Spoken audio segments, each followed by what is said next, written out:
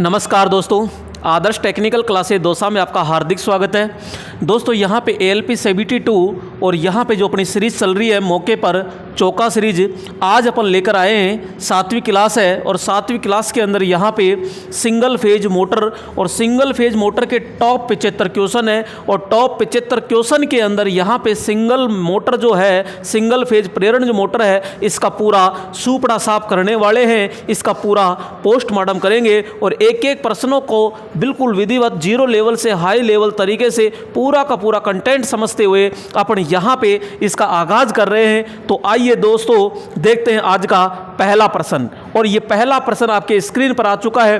तो दोस्तों यहाँ पे एक एक प्रश्न अपन पूरा तरीके से करेंगे। तो आइए, निम्न में से कौन सी मोटर AC और DC दोनों प्रकार की विद्युत आपूर्ति पर चल सकती है। यानी मेरे दोस्तों, ऐसी कौन सी मोटर है जिसको हम AC से भी चला सकते हैं और DC से भी चला सकते हैं। तो वो कौन सी मोटर है? यूनिवर्सल मोटर, यहाँ रिपल्सन मोटर, सिंक्रोनस मोटर और एक यहाँ पे रिलक्टेंस मोटर। तो दोस्तों यहाँ पे आइए देखते हैं। यहाँ पे सबसे पहले अपन बात करते हैं AC और DC दोनों प्रकार की विद्युत आपूर्ति पर चल सकती है। यहाँ पे जो लैंग्वेज है वो यहाँ से पकड़नी पड़ेगी आपको। विद्युत आपूर्ति पर चल सकती है यानी AC पर भी चल सकती है और DC पर भी चल सकती है। एक शब्द होता है यहाँ AC व DC दोनों से चलती है और एक है चल सकती है, इसमें फ़र्क है और यहाँ ऑप्शन दिए गए हैं। तो दोस्तों आइए समझिएगा। यहाँ पे सबसे पहले बात करते हैं अपन रिलक्टेंस यानी प्रतिष्ठम मोटर। दोस्तों जो सिंगल फेज सिंक्रोनस मोटर होती है ये उसी का वर्जन है यहाँ पे प्रतिष्ठम रिलक्शन मोटर का। एक होता है यहाँ पे सिंक्रोनस मोटर। जो सिंक्रोनस मोटर होती है इसके स्टेटर जो होता है, स्टेटर में 3 फेज जैसे वाइंडिंग होती है और यहाँ पे अपन इसको देते हैं 3 फेज AC सप्लाई देते हैं। जबकि जो इसका रोटर होता है इसके रोटर को हम DC सप्लाई देते हैं। तो इसमें AC व DC दोनों सप्लाई देकर अपन प्रचालित करते हैं। एक है यहाँ पे रिपल्सन। दोस्तों यहाँ पे ये रिपल्सन है और ये रिपल्सन मोटर है जो केवल सिंगल फेस होती है और AC से चलती है। यहाँ पे एक यूनिवर्सल मोटर है और ये यूनिवर्सल मोटर को हम AC सीरीज मोटर कहते हैं। क्या कहते हैं? AC सीरीज मोटर कहते हैं। और जो AC सीरीज मोटर होती है यहाँ पे ये इसमें आर्मेचर होता है घूमने वाला भाग और ये इसकी फील्ड वाइंडिंग होती है और यहाँ पे अपन सप्लाई देते हैं यहाँ। तो ये इस प्रकार से है। तो DC मोटर भी तो इसी प्रकार से है। तो DC सीरीज मोटर भी होती है और ये DC सीरीज मोटर का ही एक सुधरा हुआ रूप होता है AC सीरीज मोटर। तो इसको आप यहाँ पे DC से भी चला सकते हो और AC से भी चला सकते हो। ये जो यूनिवर्सल मोटर होती है इसकी जो गति होती है ये बहुत ही ज़्यादा होती है, 3000 RPM से 14000 RPM तक होती है। इसकी जो गति होती है ये लोड के, यहाँ पे इसकी जो गति होती है ये लोड के विलोम अनुपाती होती है। अगर लोड 0 होता है तो यहाँ पे गति क्या हो जाती है? अनंत होती है। तो यूनिवर्सल मोटर को कभी भी बिना लोड के नहीं चलाना चाहिए। तो यहाँ पे ये जो आपकी यूनिवर्सल मोटर है, यूनिवर्सल जो मोटर होगी जिसे अपन AC सीरीज मोटर कह रहे हैं, इसको आप AC से चला सकते हो और इसे DC से भी चला सकते हो। तो राइट ऑप्शन क्या हो जाएगा? यहाँ पे A ऑप्शन होता है। आइए दोस्तों अगला प्रश्न देखिएगा और अगला प्रश्न है यहाँ पे नंबर 2। तो यहाँ पे अगला प्रश्न, निम्न में से किस एकल फेज मोटर में रोटर में कोई टीथ का मतलब दांत या वाइंडिंग नहीं होती है। तो दोस्तों ऐसी कौन सी सिंगल फेज मोटर है जिसके रोटर में वाइंडिंग भी नहीं होती और दांते भी नहीं होते हैं। तो वो कौन सी मोटर है? तो आइए दोस्तों इसका भी अपन पोस्टमार्टम करते हैं और ये मोटर होती है हमारी स्ट्रेसिस। कौन सी होती है? स्ट्रेसिस मोटर होती है जिसे अपन सेथिल्ले, कौन सी मोटर बोलते हैं? सेथिल्ले मोटर बोलते हैं। इसी को मंदायन मोटर भी कहते हैं। इसके अंदर क्या होता है कि ये तो स्टेटर होता है और स्टेटर के अंदर तो सिंगल फेज वाइंडिंग होती है, इसमें तो कोई दिक्कत ही नहीं है, और यहाँ पे ये सिंगल फेज करते हैं। लेकिन इसका जो रोटर होता है, इसमें न तो कोई दांते होते हैं ना कोई वाइंडिंग होती है। ये जो होता है ये क्रोमियम स्टील का बनाया जाता है। किसका बनाया जाता है? तो अपन कहेंगे क्रोमियम स्टील का बनाया जाता है। ये क्रोमियम स्टील का बनाया जाता है। यहाँ पे इसका जो उपयोग किया जाता है वहाँ किया जाता है जहाँ पे आवाज़ बिल्कुल नगण्य यूज होती है, अर्थात इसके अंदर जो आवाज़ होती है वो बिल्कुल भी नहीं होती है। इसलिए इसका उपयोग रेडियो में टैप रिकॉर्डर होते हैं, ध्वनि से रिलेटेड जो उपकरण होते हैं वहाँ पे इसका प्रयोग किया जाता है। और ये एक प्रकार की सिंगल फेज सिंक्रोनस मोटर होती है। क्या होती है? सिंगल फेज सिंक्रोनस मोटर होती है। इसका जो यूज होता है दीवार घड़ियों के अंदर भी किया जाता है। इसकी जो दक्षता होती है वो 2% से 16% होती है, बहुत कम दक्षता होती है।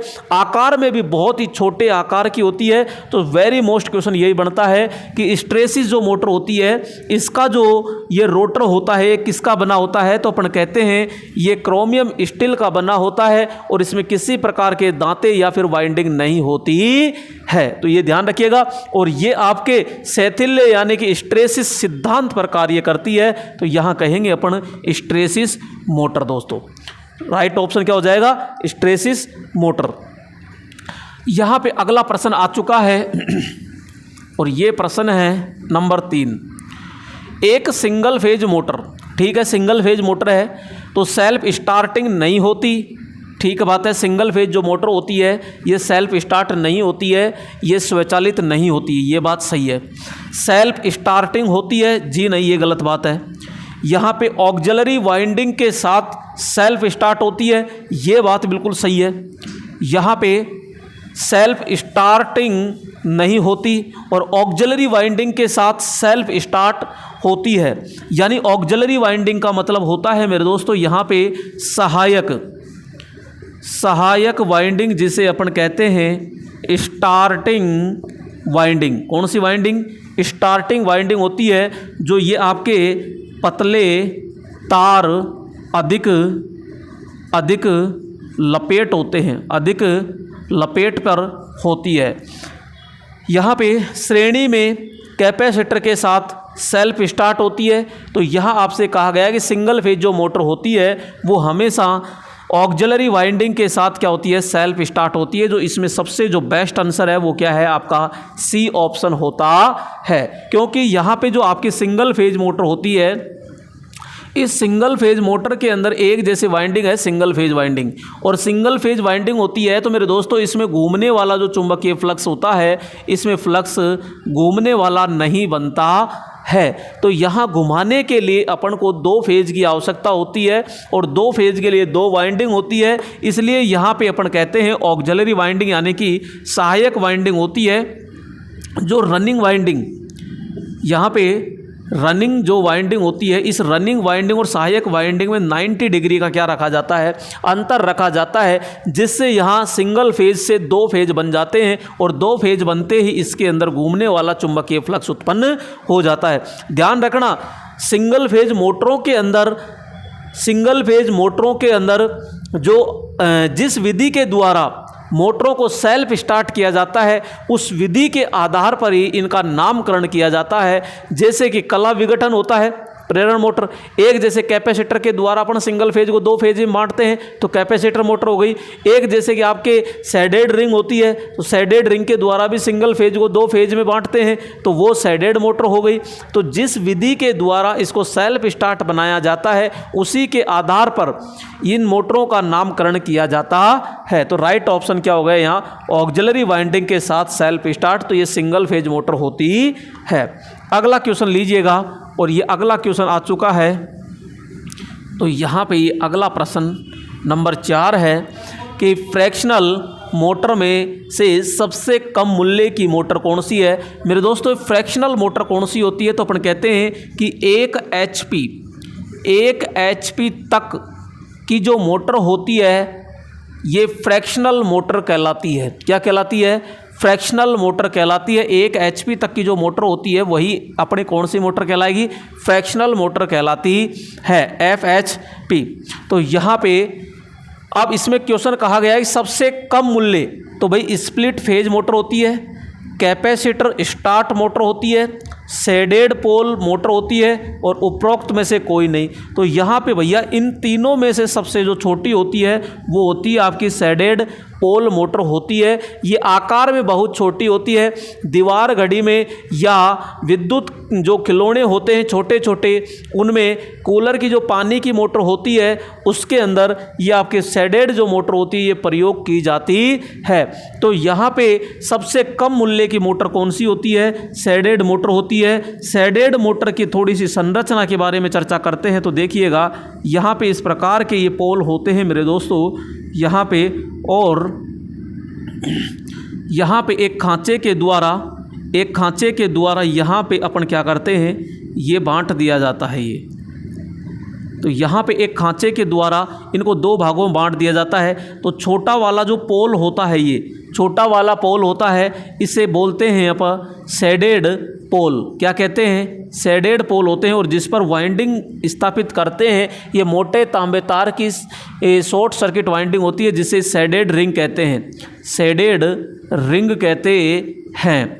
तो यहाँ पे बड़ा जो पोल होता है ये आपका सैलिएंट होता है। क्या होता है, सैलिएंट पोल होता है, जो छोटे पोल की तुलना में 3 गुना बड़ा होता है। और जो छोटा पोल होता है ये 1/3 होता है। शेडेड रिंग का जो कार्य होता है कि इसमें घूमने वाला चुंबकीय फ्लक्स पैदा करना होता है, अर्थात मोटर को सेल्फ स्टार्ट करना ही मेन कार्य होता है। इसमें जो फ्लक्स होता है ये बड़े पोल से छोटे पोल की ओर प्रवाहित होता है इस प्रकार से। और इसके अंदर ये जो रोटर होता है, इसके अंदर रोटर पिंजरा प्रकार का रोटर प्रयोग करते हैं। तो इसके अंदर सीधा सीधा कहा गया है सबसे छोटे जो आकार की होती है वो आपकी कौन सी मोटर होती है, यहाँ पे शेडेड पोल मोटर होती है। अगला क्वेश्चन लीजिएगा, और ये अगला क्वेश्चन आ चुका है दोस्तों। यहाँ पे ये 5 नंबर प्रश्न है, और 5 नंबर जो प्रश्न है, मिक्सर ग्राइंडर में आमतौर पर खालिस्तान का इस्तेमाल होता है। घरों में जो मिक्सी होती है, जूसर मशीन होती है, उसे मिक्सर ग्राइंडर कहते हैं। और यहाँ पे जो मिक्सर ग्राइंडर जो होता है उसमें मोटर जो होती है, यानी जूसर को घुमाने के लिए जो मोटर प्रयोग करते हैं वो मोटर कौन सी है। तो दोस्तों यहाँ पे इसके अंदर जो अपन प्रयोग करते हैं वो AC सीरीज मोटर प्रयोग करते हैं। कौन सी करते हैं, AC सीरीज मोटर प्रयोग करते हैं। और AC सीरीज मोटर को ही अपन कौन सी कहते हैं, यहाँ पे तुल्यांकी मोटर कहते हैं, यहाँ पे ये यूनिवर्सल मोटर कहते हैं, यूनिवर्सल मोटर कहते हैं। जो यूनिवर्सल मोटर होती है ये आपके DC सीरीज मोटर के समान होती है। और यूनिवर्सल मोटर को AC और DC दोनों से चलाया जा सकता है, लेकिन ध्यान रखिएगा इसको कभी भी नो लोड पर नहीं चलाना चाहिए। इसको हमेशा फुल लोड पर चलाते हैं। किस लोड पर चलाते हैं, फुल लोड पर चलाते हैं। इसमें ये जो गति, इसकी जो गति होती है वो गति लोड के विलोम अनुपाती होती है। अगर लोड 0 है तो गति भैया कितनी हो जाएगी, अनंत हो जाती है। जो आपके यहाँ पे मिक्सर ग्राइंडर होता है, तो मिक्सर ग्राइंडर कितने वाट का प्रयोग करते हैं, तो 400 से 600 वाट का अपन प्रयोग करते हैं, 400 से 600 वाट का प्रयोग करते हैं। और इसके अंदर यूनिवर्सल मोटर अपन प्रयोग करते हैं, जिसको कभी भी ध्यान रखना बिना लोड के नहीं चलानी चाहिए, इसको फुल लोड पर। और यूनिवर्सल मोटर को कभी भी लंबे समय तक नहीं चलानी चाहिए, इसे रोक कर बीच में फिर चलाया जाना चाहिए। ये नहीं है कि 2-3 घंटे लगातार इसको लंबे समय तक चला देते हैं, क्योंकि इसकी गति अधिक होती है तो यहाँ पे मोटर गर्म हो जाती है। अगला क्वेश्चन लीजिएगा, और जो अगला प्रश्न है वो आपके मोबाइल स्क्रीन पर आ चुका है दोस्तों, और ये देखिएगा आराम से। 6 नंबर प्रश्न, समर्सिबल पंप किसी भी गहराई से पानी को उठा सकता है, क्योंकि भाई बोर होते हैं या कुआं होता है उसमें समर्सिबल पंप मोटर अपन डालते हैं तो कितनी भी गहराई हो वहाँ से पानी उठा लेता है। ऐसा क्या है कि ये सक्षम होता है पानी को उठाने के लिए। इसमें चूषण पाइप यानी सक्शन पाइप नहीं होता है। इकाई की लंबाई अधिक होती है, दक्षता अधिक होती है और इकाई का व्यास अधिक होता है। मेरे दोस्तों ध्यान रखना, कई मोटर ऐसी भी होती है जैसे कि अपन बात करते हैं यहाँ कि वो पानी क्या है, जैसे मोटर बीच में लटका देते हैं तो यहाँ पे एक पाइप होता है जिसको अपन नॉर्मली कहते हैं जैसे फुटबॉल, और यहाँ से एक पाइप और होता है ये ऊपर। तो यहाँ पे ये मोटर जो होती है, अब ये जो मोटर होती है ये मोटर क्या है, पहले पानी को खींचती है और खींचने के बाद में फिर धक्का देके ऊपर पहुंचाती है।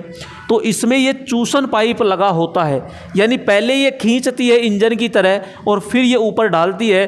तो ये अधिक गहराई से पानी नहीं उठाती है, जबकि समर्सिबल मोटर में ऐसा नहीं होता है, क्योंकि समर्सिबल जो मोटर होती है ये बीच में ये मोटर नीचे होती है और यहाँ पे ये पानी यहाँ ऑलरेडी इसको मिलता रहता है। तो यहाँ पे जैसे घूमता है तो यहाँ से क्या करता है, इसके जो पिस्टन होते हैं यहाँ पे अंदर ये कपलिंग होती है, पंप होता है, तो यहाँ से इस पानी को ऊपर सड़ा देता है सीधा सीधा। तो यहाँ पे अलग से चूषण पाइप नहीं होता है। तो राइट ऑप्शन इसमें क्या हो जाएगा, ए होता है। क्वेश्चन आपसे पूछेगा मेरे दोस्तों कि समर्सिबल जो मोटर होती है ये कौन सी मोटर होती है, तो अपन इसमें सीधा सा जवाब देंगे कैपेसिटर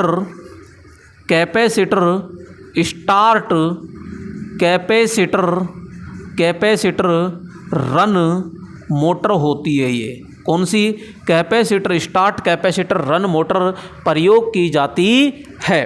अगला क्वेश्चन लीजिएगा और ये 7 नंबर क्वेश्चन आ चुका है। तो यहाँ पे 7 नंबर प्रश्न को देखिए। एक ग्राइंडर मोटर में शोर व उच्च तापमान का क्या कारण है। भाई ग्राइंडर है, ग्राइंडर का मतलब हो गया यूनिवर्सल मोटर। कौन सा हो गया, यूनिवर्सल मोटर। यूनिवर्सल जो मोटर होती है इसमें आवाज़ और उच्च तापमान का क्या कारण है। तो सबसे पहले तो अपन देखो यहाँ पे कि शुष्क बेरिंग, ठीक है, यहाँ सूखे बेरिंग चल रहे हैं, सूखे बेरिंग में आवाज़ भी होगी और तापमान भी बढ़ेगा। जले हुए बेरिंग है और रोटर शाफ्ट में मोड़ है, यानी कि जो शाफ्ट है बिल्कुल सीधी नहीं है, शाफ्ट में कुछ इस तरह से बैंड आ चुका है। तो भाई आ चुका है तो वो आवाज़ तो करेगा ही करेगा। और उपरोक्त में से कोई भी, तो राइट ऑप्शन क्या हो जाएगा यहाँ पे मेरे दोस्तों, उपरोक्त में से कोई भी, क्योंकि सूखे बेरिंग आवाज़ करते हैं, यहाँ पे जले हुए बेरिंग है, खराब बेरिंग है और रोटर शाफ्ट में क्या है, बैंड आ चुका है। तो ये निवारण करने के बाद यहाँ पे आवाज़ और तापमान रुकेगा। अगला प्रश्न लीजिएगा और ये नंबर आ चुका है यहाँ पे 8 नंबर। स्ट्रेसिस मोटर का रोटर किससे बना होता है। तो दोस्तों यहाँ पे पहला ही प्रश्न था, तो उसके अंदर मैंने आपको बताया था कि जो स्ट्रेसिस मोटर होती है इसका जो रोटर होता है इसके अंदर वाइंडिंग व दांते नहीं होते हैं। तो ये किसका बना होता है, तो ये क्रोमियम स्टील का बना होता है। किसका बना होता है, क्रोमियम स्टील का बना होता है। और ये जो मोटर होती है इसकी दक्षता बहुत कम होती है और इसमें आवाज़ बिल्कुल भी नहीं होती है। तो राइट ऑप्शन क्या हो जाएगा यहाँ पे, सी ऑप्शन होता है। यह एक प्रकार की सिंगल फेज सिंक्रोनस मोटर होती है। अगला प्रश्न आ चुका है यहाँ पे 9 नंबर प्रश्न है। तो ये प्रश्न देखिएगा, निम्नलिखित में से कौन सी मोटर एसी और डीसी सप्लाई दोनों पर कार्य करती है। यानी कि कौन सी मोटर एसी और डीसी दोनों सप्लाई पर कार्य करती है। सिंक्रोनस मोटर है, स्क्वायरल केज मोटर है और इंडक्शन मोटर है, जबकि यूनिवर्सल मोटर है। तो दोनों पर कार्य करती है। भैया यहाँ पे एसी और डीसी सप्लाई दोनों पर कार्य करती है, यानी कि यहाँ पे वही दिक्कत फिर आती है कि एक होती है यूनिवर्सल मोटर। यूनिवर्सल मोटर आपकी एसी या फिर डीसी दोनों से चल सकती है आराम से, कोई दिक्कत नहीं, कोई सी भी सप्लाई दे दीजिए। जबकि सिंक्रोनस जो मोटर होती है इसको एसी व डीसी दोनों सप्लाई देकर चालू करते हैं, जबकि इसमें दोनों में से कोई एक अपन देते हैं। तो एसी और डीसी दोनों सप्लाई पर कार्य करती है। अब देखो कर सकती है या करती है, तो यहाँ पे करती है, तो यहाँ अपन क्या कहेंगे कि सिंक्रोनस मोटर क्या है, रोटर पर तो अपन डीसी देते हैं और यहाँ पे स्टेटर पर एसी सप्लाई देते हैं तब जाके सिंक्रोनस मोटर कार्य करती है। जबकि यूनिवर्सल को या तो आप डीसी दीजिए या फिर एसी दीजिए, दोनों में से कोई एक देनी पड़ेगी, लेकिन सिंक्रोनस मोटर को दोनों ही सप्लाई दी जाती है। जबकि यहाँ स्क्वायरल केज है, ये ओनली फॉर एसी पे काम करती है, और इंडक्शन मोटर है, ये भी आपके एसी पर कार्य करती है। तो यहाँ राइट ऑप्शन क्या हो जाएगा, ए ऑप्शन होता है। अगला प्रश्न देखिएगा, और अगला प्रश्न है टैप रिकॉर्डर के लिए निम्नलिखित में से कौन सी मोटर बेहतर होती है। दोस्तों जो टैप रिकॉर्डर होते हैं जिसमें आवाज़ अपन रिकॉर्डिंग करते हैं, वो उसमें मोटर यूज करते हैं, तो वो पूछ रहा है कि बेहतर मोटर कौन सी है, यानी अच्छी मोटर कौन सी है। 2 वाल्व की संधारित्र मोटर, सार्वत्रिक मोटर होती है, छादित ध्रुव मोटर होती है, और स्ट्रेसिस मोटर होती है। अब दोस्तों यहाँ पे समझिएगा, क्योंकि टैप रिकॉर्डर होता है तो टैप रिकॉर्डर के अंदर हम सैडेड पोल मोटर भी यानी कि सैडेड मोटर यानी छादित ध्रुव मोटर प्रयोग करते हैं, और यहाँ पे हम स्ट्रेसिस मोटर भी प्रयोग करते हैं। अब दोनों में जो बेटर होती है वो होती है भैया यहाँ स्ट्रेसिस मोटर बेटर होती है। अगर ऑप्शन में ये नहीं आता है तो अपन ये करेंगे, लेकिन प्रेजेंट में यहाँ दिया हुआ है तो ये स्ट्रेसिस मोटर अपन यूज करेंगे, क्योंकि इसमें किसी भी प्रकार की कोई आवाज़ नहीं होती है। तो यहाँ पे जब अपन रिकॉर्डिंग करते हैं तो वहाँ आवाज़ बिल्कुल नहीं होनी चाहिए, तब तो साफ़ सुथरी रिकॉर्डिंग आएगी। तो यहाँ स्ट्रेसिस मोटर होती है। अगर स्ट्रेसिस मोटर ऑप्शन में नहीं होती तो यहाँ अपन कौन सी मोटर करते, छादित ध्रुव यानी सैडेड पोल मोटर अपन प्रयोग करते हैं। अगला क्वेश्चन लीजिएगा, और 11 नंबर प्रश्न है यहाँ पे। तो यहाँ अपन समझते हैं सेंट्रीफ्यूगल स्विच का कार्य क्या है। तो भैया ए यानी रनिंग वाइंडिंग को डिस्कनेक्ट करना, बी है स्टार्टिंग वाइंडिंग को डिस्कनेक्ट करना जब मोटर 75% चाल प्राप्त कर लेती है, सी ऑप्शन है रोटर रजिस्टर को डिस्कनेक्ट करता है, उपरोक्त में से कोई नहीं। भैया सेंट्रीफ्यूगल स्विच का काम क्या है तो समझिएगा। यहाँ अपन कहते हैं कि यहाँ एक हमारी ये रनिंग वाइंडिंग होती है, ठीक है, और यहाँ अपन सप्लाई देते हैं, तो ये सप्लाई देते हैं सिंगल फेज। यहाँ पे क्या होता है मेरे दोस्तों, एक सेंट्रीफ्यूगल स्विच है जो स्टार्टिंग वाइंडिंग के श्रेणी क्रम में लगा होता है यहाँ पे, और बीच में होता है यहाँ पे अपन कहते हैं ये रोटर होता है, और ये छड़े हैं यानी कि ये पिंजरा प्रेरण रोटर होता है। ये रनिंग वाइंडिंग होती है और ये स्टार्टिंग वाइंडिंग होती है। ये क्या होता है तो ये सेंट्रीफ्यूगल स्विच होता है, यानी कि अपकेंद्रीय स्विच होता, सेंट्रीफ्यूगल स्विच होता है। सेंट्रीफ्यूगल जो स्विच होता है ये क्या करता है, शुरू में इस वाइंडिंग को परिपथ से चालू रखता है। अब यहाँ एक फेज से 2 फेज बट जाते हैं, हमारी मोटर चालू हो जाती है, और जब मोटर चालू हो जाती है तो कितनी घूम जाए तो अपन कहेंगे लगभग 75% चलते ही ये क्या करता है, यांत्रिक रूप से ये ओपन होता है और स्टार्टिंग वाइंडिंग को ये खोल देता है। तो अंतिम अवस्था तक जो आपका ये रोटर चलता है तो यहाँ पे रनिंग वाइंडिंग के ऊपर चलता रहता है। तो यहाँ पे आपसे क्वेश्चन पूछा जाए कि सेंट्रीफ्यूगल जो स्विच होता है ये कौन सी मोटर में लगाया जाता है, तो अपन कहेंगे कैपेसिटर स्टार्ट मोटर में लगाया जाता है। इसके अलावा capacitor start capacitor run motor में प्रयोग करते हैं, जबकि स्थायी कैपेसिटर में ये सेंट्रीफ्यूगल स्विच होता है ये प्रयोग नहीं करते हैं। इसको मेरे दोस्तों अपन कहें तो ये आपका क्लच प्लेट होती है एक तरह की। कौन सा होता है तो ये क्लच प्लेट होती है, क्लच प्लेट होता है, जिसी को अपन क्या कहते हैं, सेंट्रीफ्यूगल स्विच कहते हैं। तो भैया रनिंग वाइंडिंग को डिस्कनेक्ट करना ये नहीं है, स्टार्टिंग वाइंडिंग को डिस्कनेक्ट करना जब मोटर 75% चाल प्राप्त कर लेती है, बिल्कुल सही बात है। तो यहाँ पे डिस्कनेक्ट कर देता है क्योंकि 75% के बाद में निकाल देता है, और रोटर रजिस्टर नहीं, ये नहीं है। तो राइट ऑप्शन क्या हो जाएगा यहाँ पे, बी ऑप्शन होता है। तो दोस्तों यहाँ पे अगला प्रश्न है ये 12 नंबर, और दोस्तों इसका आप उत्तर दीजिएगा जब तक मैं पानी पे लेता हूँ।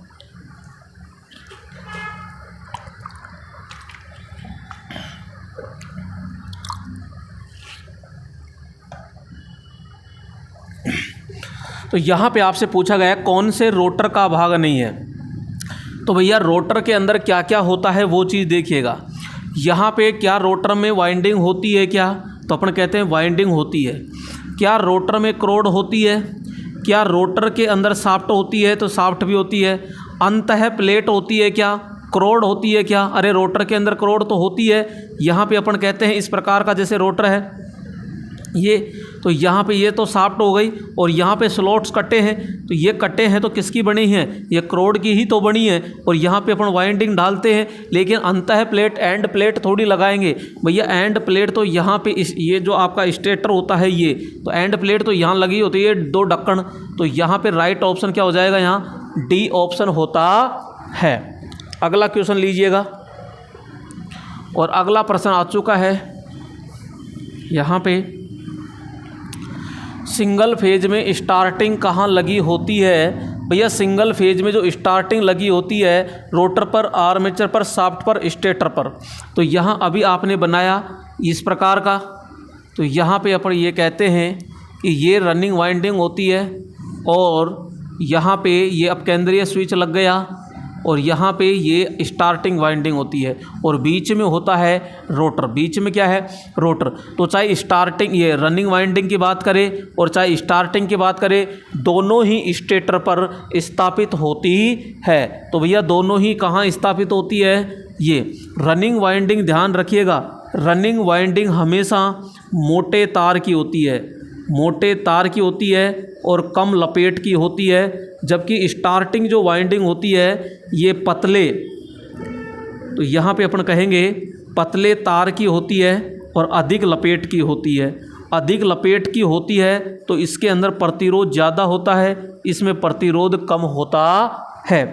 इसके अंदर प्रतिरोध क्या होता है, कम होता है और इसमें प्रतिरोध क्या होता है, ज़्यादा होता है। और ये अंतिम समय तक काम नहीं करती, जबकि रनिंग वाइंडिंग अंतिम समय तक कार्य करती है। दोनों ही वाइंडिंग कहाँ स्थापित होती है, तो अपन कहेंगे स्टेटर पर होती है। तो राइट ऑप्शन क्या हो जाएगा, यहाँ डी ऑप्शन होता है। अगला प्रश्न लीजिएगा और ये अगला प्रश्न है 14 नंबर। एक कलीय मोटर में प्रयुक्त कैपेसिटर है। तो भाई एक कलीय जो मोटर होती है यानी सिंगल फेज मोटर होती है, उसमें प्रयुक्त कैपेसिटर कौन सा होता है। तो यहाँ पे ध्यान रखिएगा, पहली प्राथमिकता अपन देंगे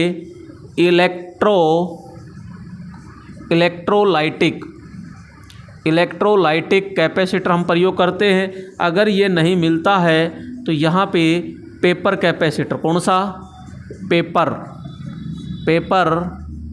कैपेसिटर अपन प्रयोग करते हैं। तो ये दोनों ही अपन यूज करते हैं। पेपर कैपेसिटर है, माइका तो बिल्कुल ही यूज नहीं करते, और इलेक्ट्रोलाइटिक कैपेसिटर होता है।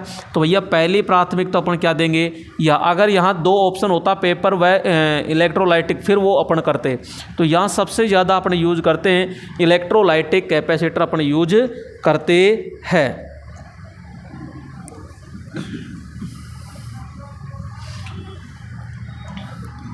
निम्नलिखित में से किस मोटर में शुरुआती टॉर्क सबसे कम होता है। भाई ऐसी कौन सी मोटर होती है जिसमें शुरुआती टॉर्क सबसे कम होता है।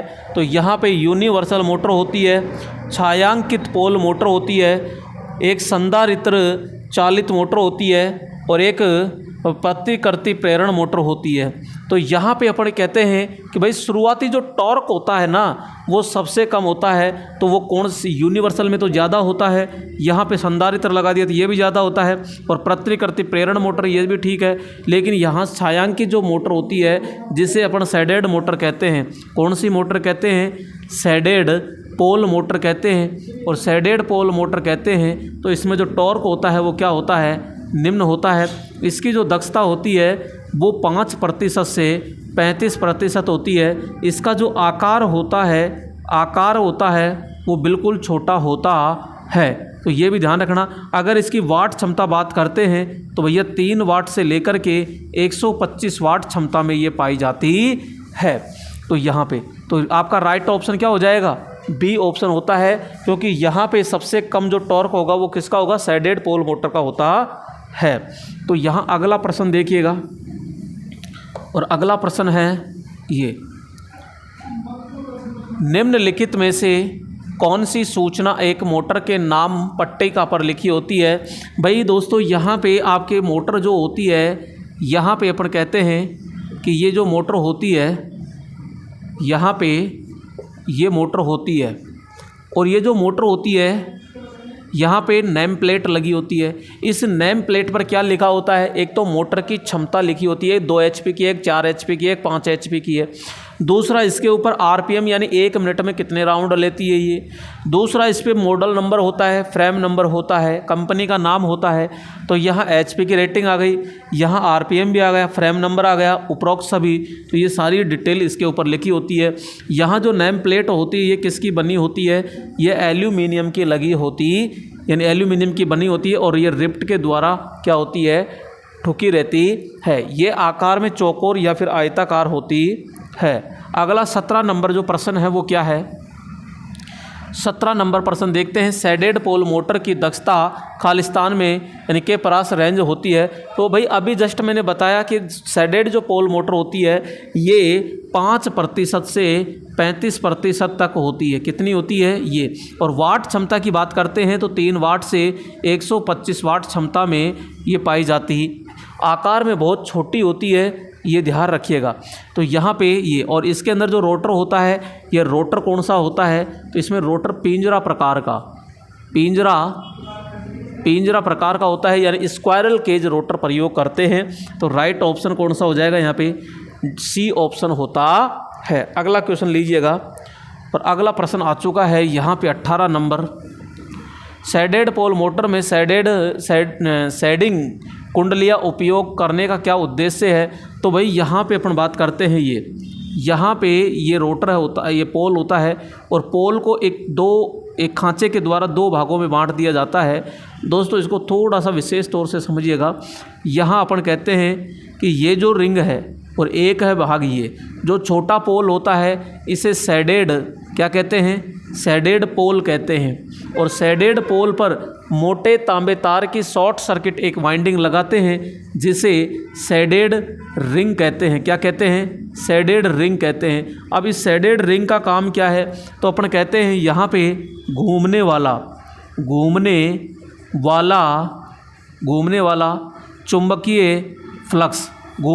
चुंबकीय फ्लक्स उत्पन्न करना होता है। दूसरा यहाँ पे कहते हैं कि जो टॉर्क होता है उस टॉर्क को बढ़ाना होता है। यहाँ पे जो सैडेड रिंग होती है ये धारा व वोल्टेज के मध्य फेजांतर उत्पन्न करती है। यहाँ पे जो आपकी सैडेड मोटर होती है इसको सेल्फ स्टार्टिंग बनाने का कार्य कौन करती है? ये आपकी सैडेड रिंग कार्य करती है। इसमें जो फ्लक्स होता है, घूमने वाला चुंबकीय फ्लक्स होता है, ये भैया बड़े पोल से और छोटे पोल की ओर प्रवाहित होता है। तो ये रोटर है और जिधर फ्लक्स प्रवाहित होगा उधर ही ये आपका रोटर घूमता है। तो बड़े पोल को क्या कहते हैं? बड़े पोल को अपन कहते हैं सैलिएंट। क्या कहते हैं? सैलिएंट। तो सैलिएंट पोल होता है जिसे समुन्नत ध्रुव भी कहते हैं। ये छोटे पोल की तुलना में ये 3 गुना बड़ा होता है। तो ये छोटा वाला 1/3 होता है। तो यहाँ ये पूरी विशेषताएं है। तो अपन कहते हैं कि सैंडिंग कुंडली उपयोग करते हैं कोर हानि कम करना, शक्ति गुणांक बढ़ाना, घूर्णीय चुंबकीय क्षेत्र उत्पन्न करना और चुंबकीय लॉकिंग प्रदान करना। तो अपन कहते हैं भाई घूमने वाला चुंबकीय फ्लक्स उत्पन्न करना। तो यहाँ पे घूर्णीय चुंबकीय क्षेत्र उत्पन्न करना ही मेन उद्देश्य होता है। तो यहाँ पे राइट ऑप्शन हो जाएगा सी। अगला प्रश्न लीजिएगा 19 नंबर। और ये प्रश्न है मेरे दोस्तों 19वां। तो देखिएगा, एक फेज वाली सैडेड पोल मोटर में प्राय खालिस्तान होते हैं। तो भाई सिंगल फेज मोटर है उसमें सैडेड पोल जो मोटर पोल में प्राय होते हैं। बाउंड रोटर होता है, स्क्वायरल केज रोटर होता है, उच्च स्टार्टिंग टॉर्क होता है और उच्च शक्ति गुणांक होता है।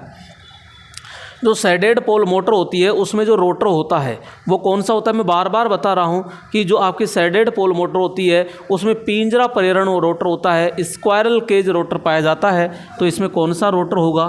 तो अपन सीधा कहेंगे स्क्वायरल केज रोटर पाया जाता है। अगला प्रश्न लीजिएगा, निम्न में से किसे मैन वाइंडिंग कहा जाता है? भैया यहाँ पे हमारी जो सिंगल फेज मोटर होती है, यहाँ पे एक वाइंडिंग ये होती है रनिंग वाइंडिंग, और एक वाइंडिंग ये होती है स्टार्टिंग वाइंडिंग होती है, और यहाँ अपन सप्लाई देते हैं। तो ये स्टार्टिंग वाइंडिंग होती है और ये आपकी मैन वाइंडिंग यानी रनिंग वाइंडिंग होती है। तो मैन वाइंडिंग को ही अपन रनिंग वाइंडिंग कहते हैं और ये अंतिम अवस्था तक होती है। ये आपकी मोटे तार की बनी होती है, मोटे तार, जबकि ये पतले तार की बनी होती है, पतले तार की बनी होती है। अंतिम अवस्था तक यहाँ चलता है। और रोटर होता है, यहाँ जो स्क्वायरल केज रोटर प्रयोग करते हैं, तो यहाँ पे मैन वाइंडिंग को ही अपन कौन सी वाइंडिंग कहते हैं? रनिंग वाइंडिंग कहा जाता है। जबकि यहाँ पतले तार की जो होती है ये स्टार्टिंग वाइंडिंग होती है। ठीक है, एक होती है डैम्पर वाइंडिंग और एक होती है कंपनसेटिंग वाइंडिंग। ये जो वाइंडिंग होती है ये भैया मोटे तार की होती है, मोटे तार की होती है कंपनसेटिंग वाइंडिंग। डैम्पर जो वाइंडिंग होती है ये मोटे तांबे तार की शॉर्ट सर्किट मोटे तांबे तार की शॉर्ट सर्किट वाइंडिंग होती है। और ये जो डैम्पर वाइंडिंग होती है ये रोटर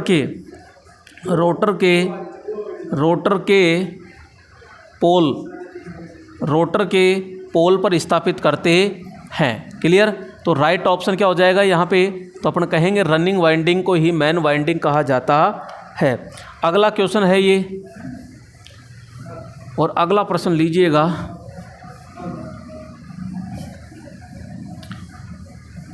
ये तो यहाँ सैलिएंट पोल शेडेड पोल का कितना गुना होता है? तो अभी जस्ट बताया कि भैया यहाँ पे ये पोल होता है, एक खांचे द्वारा इसको काट दिया जाता है। तो यहाँ पे इसकी तुलना में ये जो होता है ये 3 गुना बड़ा होता है, और इसकी तुलना में ये जो होता है ये 1/3 होता है।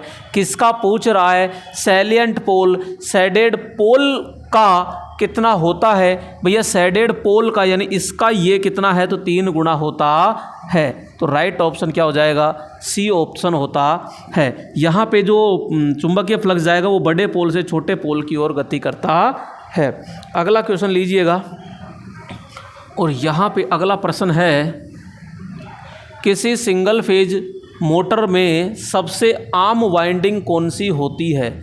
सबसे आम वाइंडिंग यानी ध्यान रखिएगा, एक होता है 3 फेज और एक होता है सिंगल फेज।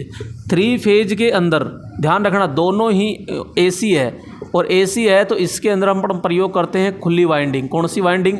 खुली वाइंडिंग। जबकि जो डीसी होती है तो डीसी में प्रयोग करते हैं अपन बंद वाइंडिंग। और बंद वाइंडिंग कौन सी होती है? एक होती है लैप वाइंडिंग और एक होती है वेव वाइंडिंग। जबकि यहाँ पे 3 फेज मोटर होती है, इसके अंदर अपन बास्केट वाइंडिंग प्रयोग करते हैं। जबकि सिंगल फेज में यहाँ पे सैक केंद्रीय वाइंडिंग प्रयोग करते हैं, जिसे कॉन्सेंट्रिक वाइंडिंग भी कहते हैं। तो कॉन्सेंट्रिक वाइंडिंग अपन आमतौर पर सिंगल फेज में प्रयोग करते हैं। तो ये ध्यान रखिएगा, डायमंड वाइंडिंग भी सिंगल का होती है, और यहाँ डिस्ट्रीब्यूटेड वितरण वाइंडिंग भी होता है, और मेश प्रकार की वाइंडिंग भी होती है। तो यहाँ पे कॉन्सेंट्रिक जो वाइंडिंग होती है ये सिंगल फेज में अपन आसानी से प्रयोग करते हैं। अगला प्रश्न लीजिएगा, और अगला प्रश्न है 23 नंबर। अगला प्रश्न आ चुका है 23 नंबर। दोस्तों यहाँ पे एक चैप्टर के 75 क्वेश्चन है, चाहे चैप्टर छोटा हो चाहे बड़ा हो। तो यहाँ 75 क्वेश्चन के अंदर पूरा टॉपिक अपन ले रहे हैं। तो यहाँ आपका चैप्टर बिल्कुल क्या हो जाता है? क्लियर हो जाता है। तो वीडियो में शुरू से एंड तक बने रहिएगा, और एक एक पॉइंट को, एक एक प्रश्न को बड़े यानी गौर से आपको समझना है। ये नहीं है कि डायरेक्ट आंसर दिया चल गए। यहाँ पे पीछे लॉजिक को भी समझना है कि यही क्यों हुआ, दूसरा क्यों नहीं होता, क्या कारण है, क्या रीजन है। तो पूरी डिटेल को समझते हुए चलिएगा। विभक्त फेज मोटर का रोटर अपनी शक्ति कहाँ से प्राप्त करता है? यानी जो रोटर है, और रोटर है तो अपनी शक्ति कहाँ से प्राप्त करता है? तो लाइन वोल्टता से करता है, सर्पी वलय से करता है, यहाँ पे कम्यूटेटर से करता है, या चुंबकीय प्रेरण से करता है। तो विभक्त वलय फेज मोटर कौन सी होती है? यहाँ भैया रोटर होता है ये। और यहाँ पे अपन कहते हैं कि ये रनिंग वाइंडिंग होती है, ये रनिंग वाइंडिंग होती है। और यहाँ पे स्टार्टिंग वाइंडिंग होती है। ये कौन सी वाइंडिंग होती है? ये स्टार्टिंग वाइंडिंग होती है। और यहाँ पे ये होता है दोस्तों, यहाँ पे क्या होता है कि ये स्टार्टिंग वाइंडिंग है, ये रनिंग वाइंडिंग है। ये मोटे तार की होती है, ये पतले तार की होती है। श्रेणी क्रम में यहाँ पे क्या लगा होता है? यहाँ सेंट्रीफ्यूगल स्विच लगा होता है। जब यहाँ पे क्या होता है, ये आपकी मेन धारा जाती है। जब इसमें जाती है तो ये स्टार्टिंग धारा होती है, और इसमें जाती है, सॉरी ये तो मेन धारा हो गई, मेन वाइंडिंग में धारा, और ये होती है आपकी स्टार्टिंग धारा। दोनों धाराएं जब जाती है तो इसका जो ग्राफ तैयार होता है यहाँ पे इस प्रकार से होता है। तो ये तो होता है वोल्टेज और ये है धारा। तो यहाँ पे जब स्टार्टिंग धारा होती है, ध्यान समझना, स्टार्टिंग धारा होती है तो इसमें इंडक्टेंस जो प्रेरकत्व होता है वो बहुत कम होता है, क्योंकि इसका प्रतिरोध क्या होता है? ज़्यादा होता है। तो ये यहाँ से लगभग 15 से 20 डिग्री क्या होती है? पीछे होती है। तो ये स्टार्टिंग धारा है। लेकिन जैसे ही मेन वाइंडिंग, ये मेन धारा इस वाइंडिंग में जाती है तो इसका प्रतिरोध कम होता है। प्रतिरोध कम होने के कारण इंडक्टेंस जो होता है वो काफ़ी ज़्यादा होता है, और ये लगभग यहाँ पे अपन कहते हैं ये 40 से 50 डिग्री क्या होता है? पीछे होता है। तो ये मेन धारा हो जाती है। तो यहाँ दो धारा होने के कारण दो फेज विभक्त हो जाते हैं, और यहाँ पे दो फेज होने पर यहाँ इसमें स्टेटर जो होता है इसमें घूमने वाला चुंबकीय फ्लक्स उत्पन्न हो जाता है, और आपकी मोटर क्या हो जाती है? चालू हो जाती है। सामान्य तौर पर सिंगल फेज जो मोटर होती है वो अस्वचालित होती है, यानी कि सेल्फ स्टार्ट नहीं होती है। तो विभक्त फेज मोटर का जो रोटर अपनी शक्ति कहाँ से प्राप्त करता है? तो भैया शक्ति यहाँ से प्राप्त करता है, यानी स्टेटर, और स्टेटर में क्या है? पूरा का पूरा चुंबकीय प्रोसेस होता है। इसका जो टॉर्क होता है, इसका टॉर्क होता है वो भैया काफ़ी निम्न होता है, और इसकी जो क्षमता होती है, क्षमता ये ओनली फॉर 0.5 HP तक ही बनाई जाती है। तो लाइन वोल्टता से, सर्पी वलय से, भाई सर्पी वलय तो इसमें प्रयोग ही नहीं होती, कम्यूटेटर भी प्रयोग नहीं होता। तो यहाँ सीधा सा अपन कहेंगे चुंबकीय प्रेरण क्रिया से की जाती है। तो यहाँ पे राइट ऑप्शन डी ऑप्शन होगा। अगला देखिएगा यहाँ पे, और अगला प्रश्न आ चुका है यहाँ, एक एकल फेज मोटर यानी सिंगल फेज मोटर को 60 हर्ट्ज सप्लाई देने पर 1200 RPM पर गति करता है। तो मोटर में ध्रुव का मतलब होता है यहाँ पे पोल, क्या होता है? पोल। तो पोलों की संख्या ज्ञात कीजिए। भैया अपन को पता है कि F बराबर PN अपॉन में 120 होता है, और आपसे ध्रुव पूछ रहा है यानी P पूछ रहा है, तो F इंटू क्या हो जाएगा? 120, और N कहाँ चला जाएगा? नीचे चला जाता है। F कितना है? तो F पर्सन के अनुसार 60 है, ये 120, N कितना है? तो 1200 RPM होता है। 10 10 10 10, और 12 से 12 गया तो कितने पोल आ गए यहाँ पे? 6 पोल। तो राइट ऑप्शन सीधा सीधा क्या हो जाएगा? बी ऑप्शन यहाँ पे होता है। अगला क्वेश्चन लीजिएगा, और अगला प्रश्न आ चुका है यहाँ पे 25 नंबर क्वेश्चन। तो यहाँ पे मेरे दोस्तों आपके जो 75 क्वेश्चन के सेट चल रहे हैं, इससे काफ़ी आपके मदद हो रही होगी। इलेक्ट्रीशियन थ्योरी में काफ़ी कॉन्सेप्ट क्लियर हो रहे होंगे। अगर यहाँ पे इस सीरीज़ से जो मौके पर चौका सीरीज है, अगर इससे आपको बहुत ज़्यादा बेनिफिट मिल रहा है तो कमेंट में आप अच्छा सा एक कमेंट लिखिएगा, ताकि मुझे ये एहसास हो कि ये सीरीज़ को आगे कंटिन्यू रखनी है। तो यहाँ पे 75 जो क्वेश्चन है, क्योंकि 10-20 प्रश्न या 50 प्रश्न जो होते हैं ये भी ले सकते थे, लेकिन मैं ये चाहता हूँ कि ज़्यादा से ज़्यादा प्रश्न बनाकर आपको एक एक टॉपिक के बारे में बिल्कुल आसान भाषा में क्लियर किया जा सके। निम्नलिखित में से कौन सी मोटर सबसे कम शोर करती है, यानी ऐसी कौन सी मोटर है जो सबसे कम आवाज़ करती है। भाई घूमने वाला भाग कौन है, तो अपन कहें घूमने वाला भाग तो इसमें रोटर होता है, और रोटर के अंदर वाइंडिंग होगी या दांतें होंगे तो आवाज़ ज़्यादा करेगी। तो अपन ये चाहेंगे कि उसका रोटर ऐसा हो जिसमें न तो कोई वाइंडिंग हो ना ही रोटर हो, तो वो मोटर ही सबसे कम आवाज़ करती है। तो कैपेसिटर में तो स्क्वायरल केज रोटर प्रयोग करते हैं, यूनिवर्सल हो गई, छायांकित हो गई, शेडेड हिस्टैरिसीस होती है। तो मेरे दोस्तों हिस्टैरिसीस जो मोटर होती है, इसके रोटर के अंदर क्या जो रोटर होता है, इसके रोटर के अंदर दांते व वाइंडिंग नहीं होती, और नहीं होने के कारण ये आवाज़ क्या करती है, सबसे कम करती है। जबकि यहाँ पे छायांकित जो पोल मोटर होती है ये भी छोटे आकार की होती है। सबसे ज़्यादा गति,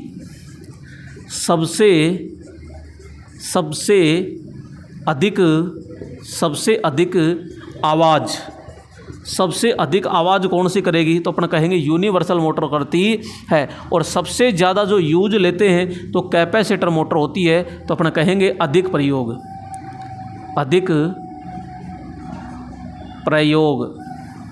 तो अधिक प्रयोग इसको लेते हैं। यहाँ पे स्ट्रेसिस जो मोटर होती है ये आपके टैप रिकॉर्डर में, रेडियो के अंदर, दीवार घड़ियों के अंदर यहाँ पे प्रयोग लेते हैं, क्योंकि इसके अंदर यहाँ पे आकार में भी छोटी होती है, कीमत में सस्ती होती है, और इसकी जो चाल होती है बिल्कुल नियत चाल होती है। तो राइट ऑप्शन क्या हो जाएगा, यहाँ पे डी ऑप्शन होता है। अगला क्वेश्चन लीजिएगा, और ये अगला प्रश्न आ चुका है। तो ये अगला प्रश्न है, एक कलीय प्रेरण मोटर यानी IM जिसमें अपकेंद्रीय स्विच नहीं है होती है। भाई ऐसी कौन सी मोटर है, ऐसी कौन सी प्रेरण मोटर है जिसमें अपकेंद्रीय स्विच नहीं होता है? संधारित्र प्रवर्तित एकल कला होता है, यानी कि कैपेसिटर स्टार्ट मोटर इसमें तो होता है। प्रतिरोध विविक्त कला मोटर इसमें भी होता है। संधारित्र चालित यानी capacitor start capacitor run motor भैया इसमें भी होता है।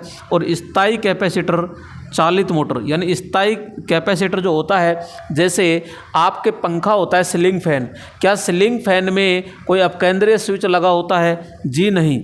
इसके अंदर होता क्या है, इस प्रकार से होता है, ये रनिंग वाइंडिंग होती है, यहाँ पे कैपेसिटर लगाया जाता है, और यहाँ पे ये स्टार्टिंग वाइंडिंग, और ये इसका रोटर होता है जो स्क्वायरल केज प्रकार का होता है, यानी कि पिंजरा, कौन सा पिंजरा प्रकार का होता है, और यहाँ पे अपन सप्लाई देते हैं। ये जो कैपेसिटर होता है ये 2 से 2.5 माइक्रो फैरेड का अपन प्रयोग करते हैं। तो ये कैपेसिटर होता है। और कैपेसिटर कौन सा होता है, तो ये ध्यान रखना, इलेक्ट्रोलाइटिक या पेपर कैपेसिटर होता है। जो कैपेसिटर होता है इसका काम क्या है, तो भैया सिंगल फेज को 2 फेज में बांटना होता है, इसका मेन कार्य। यहाँ पे धारा व वोल्टेज के मध्य अंतर पैदा करना होता है, यहाँ पे टॉर्क को बढ़ाना होता है, यहाँ पे पंखे की जो गति होती है, मोटर की गति होती है, उसको भी ये बढ़ाया जाता है, इस चीज़ को भी ध्यान रखिएगा। यहाँ जो पावर फैक्टर होता है उस पावर फैक्टर को बढ़ाना यानी कि सुधारना भी इस कैपेसिटर का कार्य होता है। तो इसके अंदर आप केंद्रीय स्विच अपन प्रयोग नहीं करते हैं। इस मोटर का जो टॉर्क होता है वो टॉर्क शुरू से अंत तक बिल्कुल एक समान होता है। तो राइट ऑप्शन क्या हो जाएगा, यहाँ डी ऑप्शन होता है। अगला प्रश्न लीजिएगा 27 नंबर, और 27 नंबर प्रश्न आ चुका है यहाँ पे, ये लीजिए 27 नंबर। एक कलीय प्रेरण मोटर का आरंभिक बल आगुण होता है। तो भैया एक कलीय जो मोटर होती है यानी सिंगल फेज प्रेरण मोटर होती है, तो आरंभिक बल आगुण क्या होता है, आरंभिक टॉर्क, बल आगुण का मतलब क्या है, यहाँ पे टॉर्क होता है, यानी स्टार्टिंग टॉर्क क्या होता है, उच्च होता है, नियत होता है, न्यून होता है, शून्य होता है। तो यहाँ पे अपन कहते हैं कि सिंगल फेज प्रेरण मोटर होती है तो स्टार्टिंग टॉर्क होता है वो बिल्कुल शून्य होता है, क्योंकि यहाँ मोटर आपकी चलती नहीं है। स्टार्टिंग पूछ रहा है, अगर ये पूछता रनिंग टॉर्क होता है तो रनिंग टॉर्क भी क्या होता है, इसका निम्न होता है, लेकिन स्टार्टिंग टॉर्क शून्य होता है, इस कारण हमारी मोटर चालू नहीं होती है, सेल्फ स्टार्ट नहीं होती है। अगला क्वेश्चन लीजिएगा, और अगला प्रश्न आ चुका है यहाँ पे कि 8 पोल है, 60 हर्ट्ज है, आपूर्ति के साथ मशीन की गति का पता लगाइएगा। तो F बराबर क्या होता है, PN अपॉन में 120 होता है, और गति आपसे पूछ रहा है तो भैया F इंटू 120 यहाँ पे, तो नीचे क्या आ जाएगा P। F कितना है यहाँ पे, तो F है 60 हर्ट्ज इंटू 120 है, और नीचे पोल यानी कि 8 है। तो यहाँ पे सीधा सीधा 8 से गया 1 बार, और 4 आ गया, 8 पंजो 40। तो यहाँ पे 15 छिकी 90, तो 90 और 1 0 ये, तो 900 RPM यहाँ पे क्या आ जाएगा, आंसर आ जाएगा डी ऑप्शन आपका राइट होगा। अगला प्रश्न आ चुका है दोस्तों आपके स्क्रीन पर। यहाँ पे एक स्ट्रेसिस मोटर खालिस्तान के सिद्धांत पर, जी हाँ, यहाँ एक स्ट्रेसिस मोटर खालिस्तान के सिद्धांत पर कार्य करती है। तो स्ट्रेसिस मोटर कहाँ कार्य करती है, एडी धारा हानि पर, रोटर का चुंबकीयकरण पर, शैथिल्य हानि पर और विद्युत चुंबकीयकरण पर। तो मेरे दोस्तों स्ट्रेसिस जो मोटर होती है वो आपके शैथिल्य हानि पर कार्य करती है। शैथिल्य हानि यानी कि स्ट्रेसिस हानि के सिद्धांत पर कार्य करती है। और इसके अंदर जो रोटर होता है वो क्रोमियम स्टील का बना होता है। किसका, क्रोमियम स्टील, क्रोमियम स्टील का बना होता है और इसमें दांते व वाइंडिंग नहीं होती है। तो राइट ऑप्शन क्या हो जाएगा यहाँ, सी ऑप्शन होता है। अगला प्रश्न, तो अगला प्रश्न है यहाँ पे 30 नंबर। किसी इंडक्शन मोटर के स्टेटर फील्ड की क्या गति होती है। भैया इंडक्शन मोटर है और उसके स्टेटर जो फील्ड होता है उस स्टेटर फील्ड की गति क्या होती है, समझिएगा। यहाँ पे ये स्टेटर है, स्टेटर में ये पोल होते हैं और पोल होते हैं तो इसमें वाइंडिंग होती है। जब चुंबकीय क्षेत्र यहाँ विद्युत सप्लाई देते हैं तो इसमें चुंबकीय क्षेत्र क्या हो जाता है, क्योंकि सिंगल फेज को 2 फेज में बदलने के लिए जो भी अपन विधि अपनाते हैं तो वहाँ पे फिर उस विधि के अकॉर्डिंग यहाँ पे घूमने वाला चुंबकीय फ्लक्स उत्पन्न हो जाता है और इस गति को ही अपन सिंक्रोनस गति कहते हैं। तो राइट ऑप्शन यहाँ पे क्या हो जाएगा, सिंक्रोनस गति होती है। मोटर गति क्या होती है, तो मोटर गति ही रोटर गति होती है जिसे NR कहते हैं। स्लिप क्या होता है, स्लिप होता है सिंक्रोनस गति और रोटर जो गति होती है इन दोनों का अंतर ही स्लिप गति कहलाती है। रोटर गति ही मोटर गति होती है, मोटर गति ही क्या होती है, रोटर गति होती है। तो यहाँ पे अब आपसे क्वेश्चन पूछ लिया जाए कि इंडक्शन मोटर है, इंडक्शन मोटर में सिंक्रोनस गति होती है और रोटर गति होती है, तो यहाँ पे ज़्यादा कौन है, तो अपन कहेंगे सिंक्रोनस गति ज़्यादा होती है और रोटर गति क्या होती है, कम होती है। तो राइट ऑप्शन तो क्या हो जाएगा, सिंक्रोनस गति यानी तुल्यकालिक गति। अगला प्रश्न लीजिएगा और अगला प्रश्न आ चुका है ये 31 नंबर।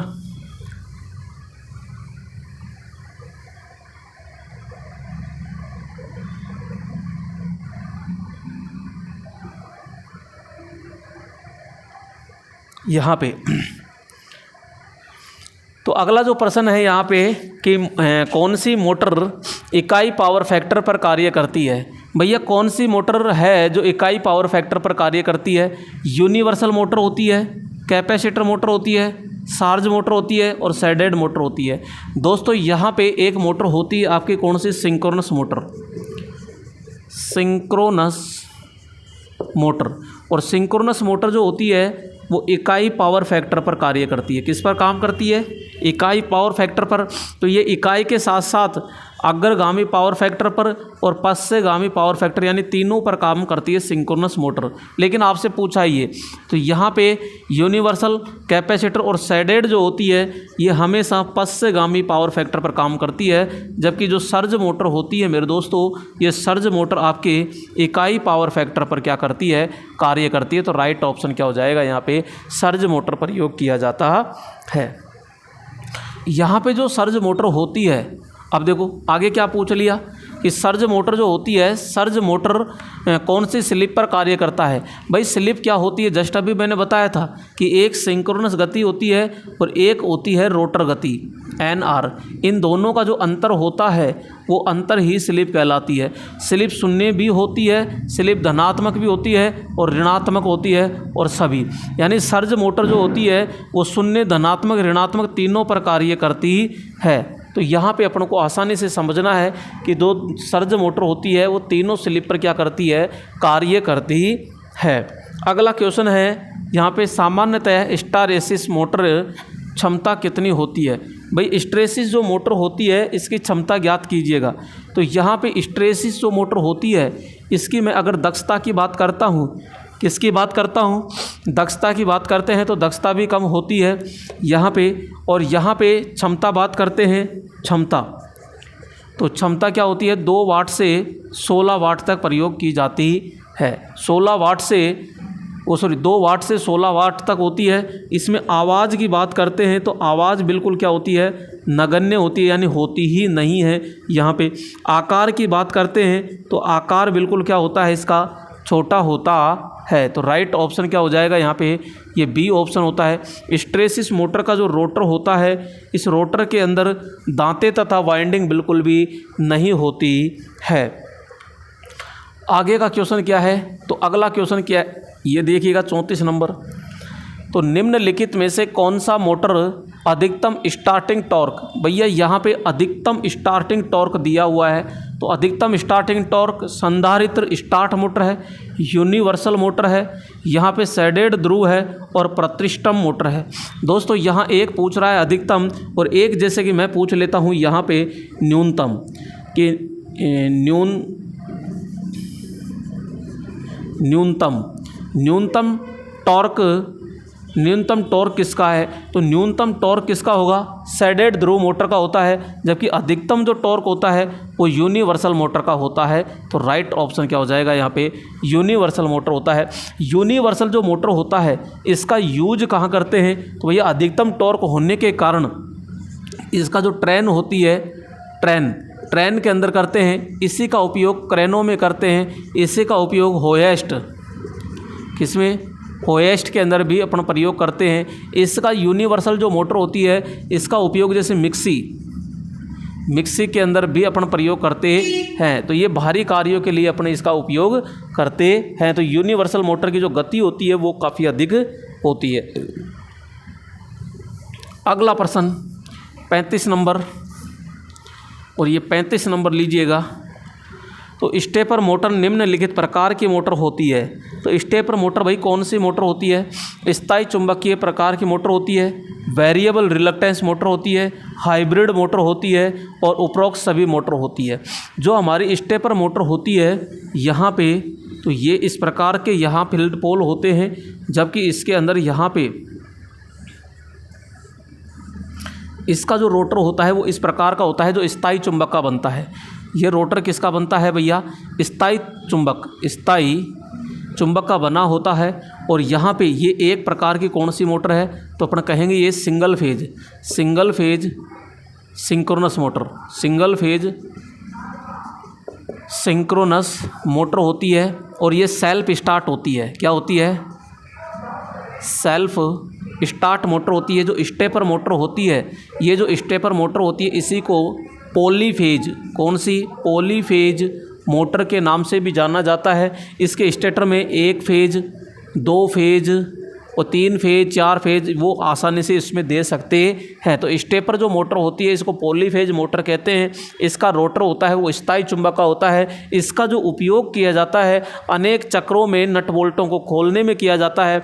जो आपके डीवीडी राइडर होता है, ड्राइव सिस्टम होता है, उसके अंदर भी किया जाता है। फोटोकॉपी होती है उसके अंदर भी इसका प्रयोग किया जाता है। तो मेरे दोस्तों ये 3 प्रकार की होती है, स्थायी चुंबकीय प्रकार, वेरिएबल रिलक्टेंस, हाइब्रिड, उपरोक्त सभी। तो राइट ऑप्शन क्या हो जाएगा यहाँ पे, उपरोक्त सभी होता है। अगला क्वेश्चन लीजिएगा, यहाँ 36 नंबर प्रश्न है।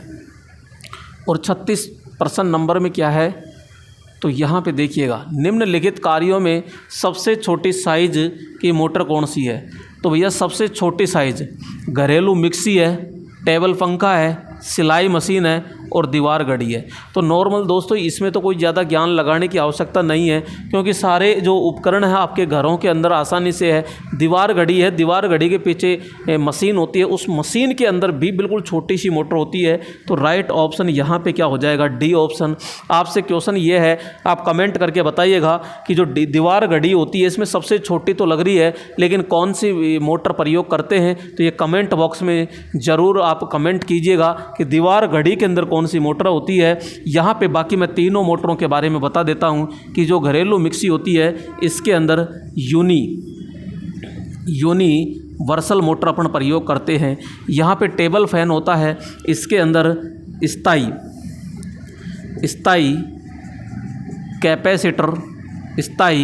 कैपेसिटर मोटर प्रयोग करते हैं। और जो सिलाई मशीन होती है, इस सिलाई मशीन के अंदर कौन सी मोटर यूज लेते हैं, इसके अंदर भी मेरे दोस्तों यूनिवर्सल मोटर यूज लेते हैं। यूनिवर्सल मोटर यूज लेते हैं तो ये 100 वाट से 150 वाट क्षमता में प्रयोग करते हैं, जबकि ये जो होती है ये 400 वाट से लेकर के ये आपके 600 वाट तक प्रयोग करते हैं। जबकि आपका ये जो पंखा होता है ये 40 वाट से 60 वाट के बीच में अपन प्रयोग करते हैं। अब दीवार घड़ी आप बताइएगा, दीवार घड़ी में कौन सी मोटर प्रयोग करते हैं ये कमेंट में ज़रूर आप बताइएगा, है ना। तो यहाँ पे अगला क्वेश्चन है 37 नंबर, और 37 नंबर लीजिएगा। तो यहाँ पे छत के पंखे में कौन सी मोटर प्रयोग होती है? तो कैपेसिटर स्टार्ट इंडक्शन मोटर होती है, स्थायी कैपेसिटर होती है, शेडेड पोल मोटर होती है, और यूनिवर्सल मोटर अपन प्रयोग करते हैं। तो छत के पंखे में कौन सी मोटर होती है? भैया जो छत का पंखा होता है, यहाँ पे ये छत का पंखा होता है, इसके अंदर अपन प्रयोग करते हैं स्थायी, कौन सी? स्थायी कैपेसिटर मोटर प्रयोग करते हैं। दोस्तों जो कैपेसिटर मोटर प्रयोग कर दिया, लेकिन ये बताइएगा आप कि कैपेसिटर जो होता है, कैपेसिटर जो होता है अपन 2 से 2.5 माइक्रोफैरड का लगाते हैं। अब आप कैपेसिटर का नाम बताइएगा, यहाँ पे कैपेसिटर कौन से प्रकार का प्रयोग करते हैं? यहाँ पे तो राइट ऑप्शन तो क्या हो जाएगा? स्थायी कैपेसिटर हो जाएगा। लेकिन शेडेड जो पोल मोटर होती है, शेडेड पोल मोटर जो होती है ये आपकी कितने वाट से होती है? तो अपन कहते हैं ये 3 वाट से लेकर के 125 वाट तक होती है। इसकी जो दक्षता होती है, तो यहाँ पर कहेंगे 5% से 35% होती है। और यूनिवर्सल जो मोटर होती है ये आपके मिक्सी के अंदर प्रयोग की जाती है।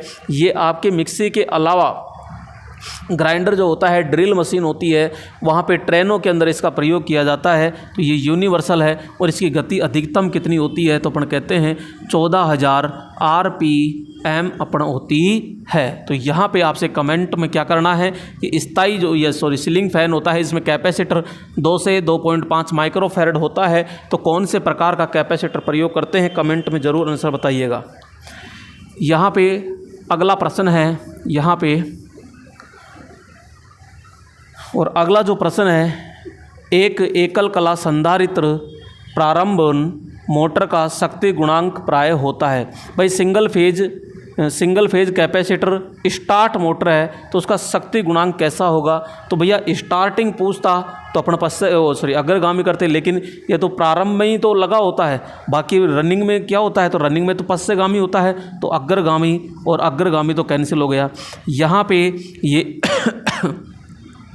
और एकल कला स्टार्टिंग होता है तो यहाँ पे 0.6 पश्चगामी और 0.8, तो यहाँ पे अपन क्या कहेंगे? 0.8 पश्चगामी होता है। अगला लीजिएगा, 2 फेज मोटर एक खालिस्तान मोटर होती है, नॉन सेल्फ स्टार्ट होती है, सेल्फ स्टार्ट होती है, स्लो स्टार्टिंग होती है, लो आउटपुट होता है। भैया यहाँ पे अगर मैं सिंगल फेज की बात करता हूँ तो यहाँ पे स्वचालित होती है। जबकि मैं 3 फेज की बात करता हूँ तो यहाँ पे स्वचालित होती है। और यहाँ पे मैं अगर 2 फेज की बात करता हूँ तो 2 फेज की जो मोटर होती है वो भी क्या होती है? स्वचालित होती है। क्योंकि इन दोनों में घूमने वाला चुंबकीय फ्लक्स आसानी से बन जाता है। कम से कम कितने फेज हो ताकि घूमने वाला चुंबकीय फ्लक्स बने? तो 2 फेज। जबकि सिंगल फेज में घूमने वाला चुंबकीय फ्लक्स उत्पन्न नहीं होता है। तो 2 फेज की जो मोटर होती है वो एक सेल्फ स्टार्ट मोटर होती है, यानी सेल्फ स्टार्टिंग मोटर होती है, स्वचालित मोटर होती है।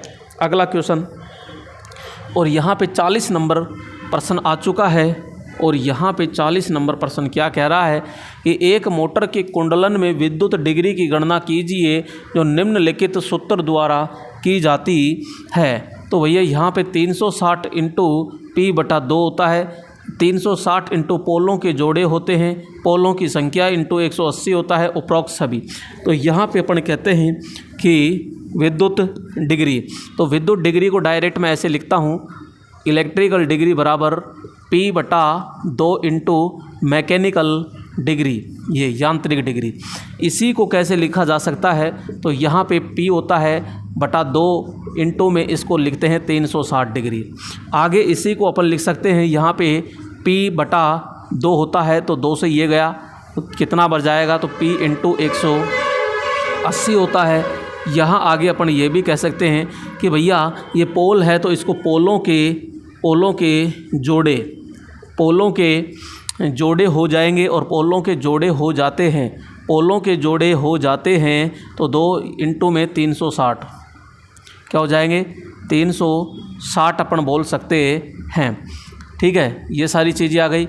यहाँ पे ध्यान रखिएगा पाई बराबर 180 डिग्री होता है, तो 2 पाई बराबर 360 डिग्री होता है।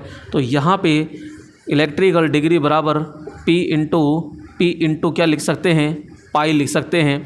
यहाँ पे कितने पोल पर, तो अपन कहेंगे 2 पोलों पर यहाँ पे इलेक्ट्रिकल डिग्री व मैकेनिकल डिग्री का मतलब होता है यहाँ पे यांत्रिक डिग्री, दोनों आपस में क्या होती है, बराबर होती है। कितने पोलों पर, 2 पोलों पर होती है। तो राइट ऑप्शन क्या हो जाएगा यहाँ पे, डी ऑप्शन होता है। अगला क्वेश्चन आ चुका है और अगला प्रश्न है यहाँ पे 41 नंबर। और 41 प्रश्न क्या है कि एक यूनिवर्सल मोटर को लंबे समय तक बिना भार के नहीं चलाना चाहिए। दोस्तों बहुत ज़्यादा गर्म हो जाती है यूनिवर्सल, तो ये थोड़ा सा ध्यान रखिएगा। तो यूनिवर्सल मोटर को लंबे समय तक कभी भी बिना भार के नहीं चलाना चाहिए। तो पूर्ण भार पर चलाना चाहिए, और पूर्ण भार पर भी हमेशा पूरा लॉन्ग टाइम नहीं चलाना चाहिए। तो बिना भार के नहीं चलाना चाहिए। तो राइट ऑप्शन क्या हो जाएगा यहाँ पे, तो अपन कहेंगे बी ऑप्शन होता है। अगला क्वेश्चन, तो अगला प्रश्न आ चुका है, एक यूनिवर्सल मोटर की चाल भार बढ़ने पर क्या होती है। तो भाई यहाँ पे जो यूनिवर्सल मोटर की जो गति होती है, चाल का मतलब क्या है, गति, और गति होती है वो भार यानी कि लोड की क्या होती है, विलोम अनुपाती। तो वो कह रहा है कि चाल भार बढ़ने पर, भार आपने बढ़ा दिया तो गति क्या हो जाती है, घट जाती है। क्या हो जाती है, घट जाती है। और 0 पर क्या होती है, तो अपन कहेंगे 0 पर अनंत होती है। तो इसको कभी भी नो लोड पर, कितना, नो लोड पर नहीं चलानी चाहिए। हमेशा इसको फुल लोड पर चलानी चाहिए। अगला क्वेश्चन है यहाँ पे, और ये प्रश्न क्या है, एक यूनिवर्सल मोटर के अभिलक्षण खालिस्तान मोटर के अभिलक्षणों से मिलते जुलते होते हैं। भाई यूनिवर्सल जो मोटर के अभिलक्षण होते हैं वो कौन सी मोटर के मिलते जुलते होते हैं, तो अपन ये कहते हैं कि यूनिवर्सल जो मोटर होती है इसमें गति जो होती है वो 1/लोड के होती है यानी। तो यहाँ पे जबकि यहाँ अपन बात करते हैं जैसे कि एक आपके स्लिप रिंग, तो स्लिप रिंग जो मोटर होती है इसके अंदर जो गति होती है ये भी क्या होती है, लोड के विलोम अनुपाती होती है। एक जैसे कि बात करते हैं डीसी सीरीज मोटर, और डीसी सीरीज मोटर जो होती है उसमें भी जो गति होती है वो 1/लोड के होती है। तो भैया इसकी जो गति होती है कौन सी, ये आपकी यूनिवर्सल है, यूनिवर्सल। तो इसका जो ग्राफ बन रहा है वो इन दोनों मोटरों के क्या है, समान होता है।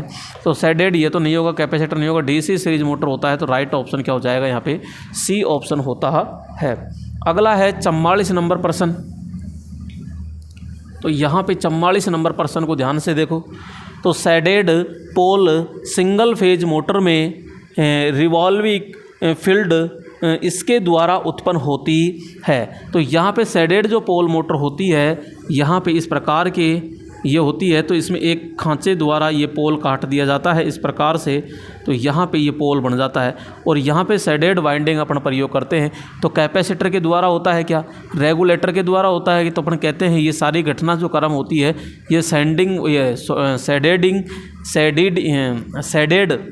शेडेड रिंग के, ये शेडिंग वाइंडिंग होती है। शेडेड रिंग जो मोटे तांबे तार से बनी होती है, मोटे तांबे तार की शॉर्ट सर्किट वाइंडिंग होती है, और जो ईएमएफ बनता है वो इधर घूमता है। तो ये थोड़ा सा ध्यान रखिएगा। राइट ऑप्शन क्या हो जाएगा यहाँ, सी ऑप्शन होता है। अगला क्वेश्चन, और अगला क्वेश्चन क्या है इसमें, अगला प्रश्न है कि सिंगल फेज मोटर में मेन वाइंडिंग और स्टार्टिंग वाइंडिंग को खालिस्तान दूरी पर स्थापित किया जाता है।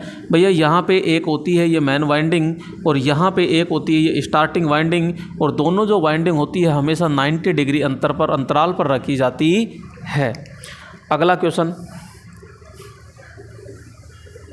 यहाँ पे सिंगल फेज मोटर में कौन सा कैपेसिटर प्रयोग किया जाता है? इलेक्ट्रोलाइटिक कैपेसिटर होता है, पेपर कैपेसिटर होता है, दोनों होते हैं। तो राइट ऑप्शन क्या हो जाएगा इसमें? दोनों कैपेसिटर होते हैं। कैपेसिटर का कार्य क्या होता है? तो कैपेसिटर का कार्य होता है सिंगल फेज को 2 फेज में बदलना होता है। मोटर को सेल्फ स्टार्ट करना होता है, सेल्फ स्टार्टिंग करता है। घूमने वाला चुंबकीय फ्लक्स उत्पन्न करना होता है। यहाँ पे जो पावर फैक्टर होता है इसको सुधारने वाला होता है। यहाँ पे टॉर्क को बढ़ाने के लिए प्रयोग करते हैं। यहाँ मोटरों की जो गति होती है उसको बढ़ाने के लिए भी अपन प्रयोग करते हैं। तो राइट ऑप्शन क्या हो जाएगा यहाँ पे कि दोनों होते हैं। पहली प्राथमिकता किसको देनी है? यहाँ पे ए प्रयोग किया जाता है। सबसे अधिक इलेक्ट्रोलाइटिक कैपेसिटर अपन प्रयोग करते हैं। अगला प्रश्न लीजिएगा। यहाँ पे अगला प्रश्न आ चुका है 47 नंबर, और जो 47 नंबर प्रश्न है वो सिंगल फेज प्रेरण मोटर का स्टेटर कौन से पदार्थ का बना होता है? तो भाई सिंगल फेज प्रेरण मोटर का जो स्टेटर बना होता है, यहाँ पे स्टेटर की बात कर रहा है। ये स्टेटर जिसके अंदर अपन वाइंडिंग स्थापित करते हैं वो, तो ये सिलिकॉन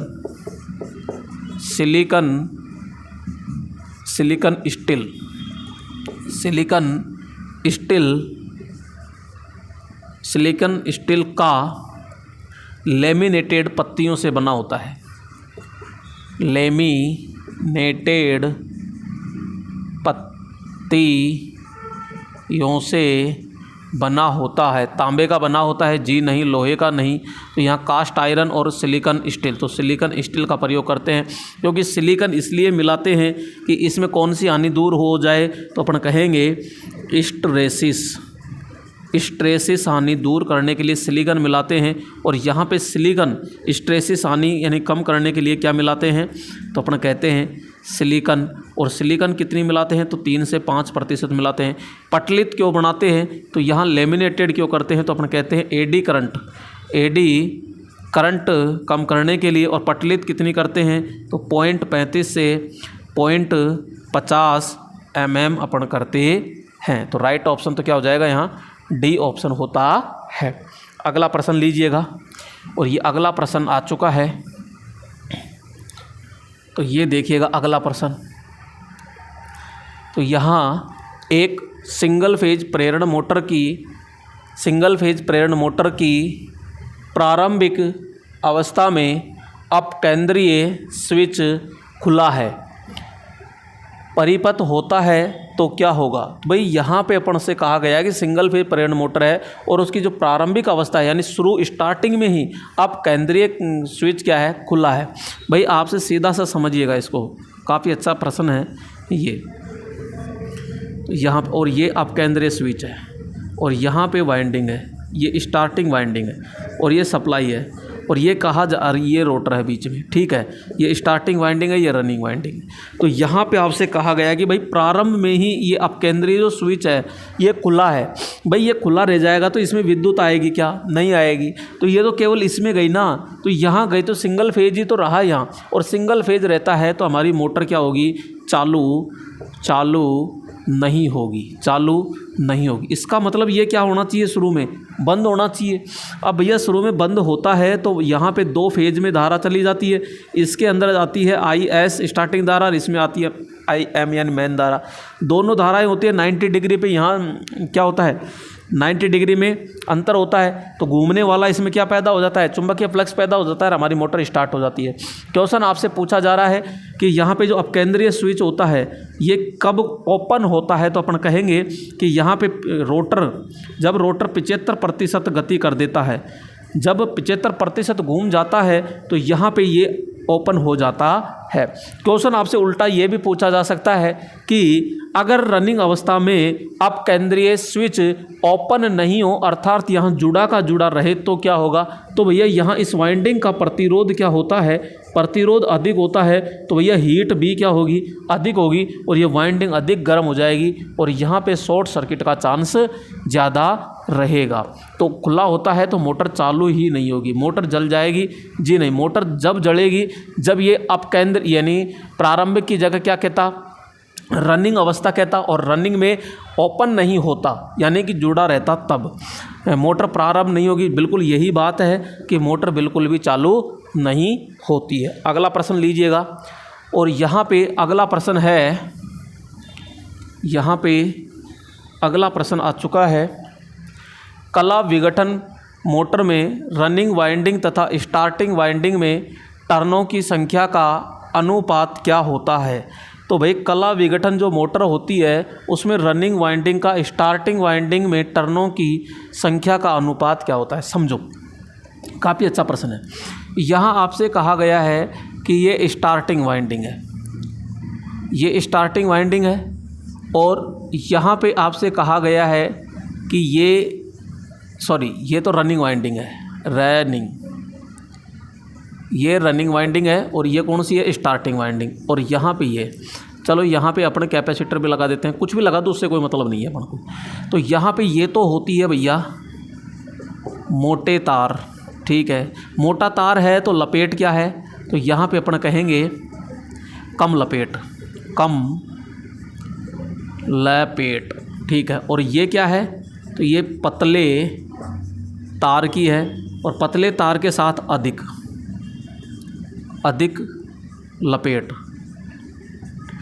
लपेट की है। तो यहाँ पे ये वाइंडिंग अधिक लपेट की है और ये वाइंडिंग कम लपेट की है। अगर मैं रनिंग ऊपर लेता हूँ और नीचे स्टार्टिंग लेता हूँ, नीचे कौन से लेता हूँ, स्टार्टिंग वाइंडिंग लेता हूँ, तो ये कम है, यानी कि मान लेते 5 है और नीचे 8 है, तो ये 1 से कम हो गया, 1 से कम हो गया। और मैं अगर स्टार्टिंग ऊपर लेता हूँ, स्टार्टिंग वाइंडिंग ऊपर लेता हूँ और रनिंग में नीचे लेता हूँ, तो यहाँ सपोज करो ये स्टार्टिंग 8 है और रनिंग में 5 है, तो यहाँ 1 से ज़्यादा हुआगा, 1 से अधिक। अब आपसे दोनों ही ये है, अब क्या पूछ रहा है तो ध्यान समझो, रनिंग वाइंडिंग तथा स्टार्टिंग वाइंडिंग में टर्नों की संख्या का अनुपात, पहले कौन आया, रनिंग, तो भैया पहले रनिंग है और बाद में ये है, तो यहाँ 1 से कम आएगा। लेकिन आपसे उल्टा पूछता कि स्टार्टिंग व रनिंग का अनुपात, तो 1 से अधिक आएगा, तो यहाँ 1 से कम आएगा। तो राइट ऑप्शन क्या हो जाएगा, यहाँ बी ऑप्शन होता है। तो थोड़ा सा सोच समझ के आंसर देना है, बाकी ऐसा कुछ नहीं है, नॉर्मल आपको सबको आता है।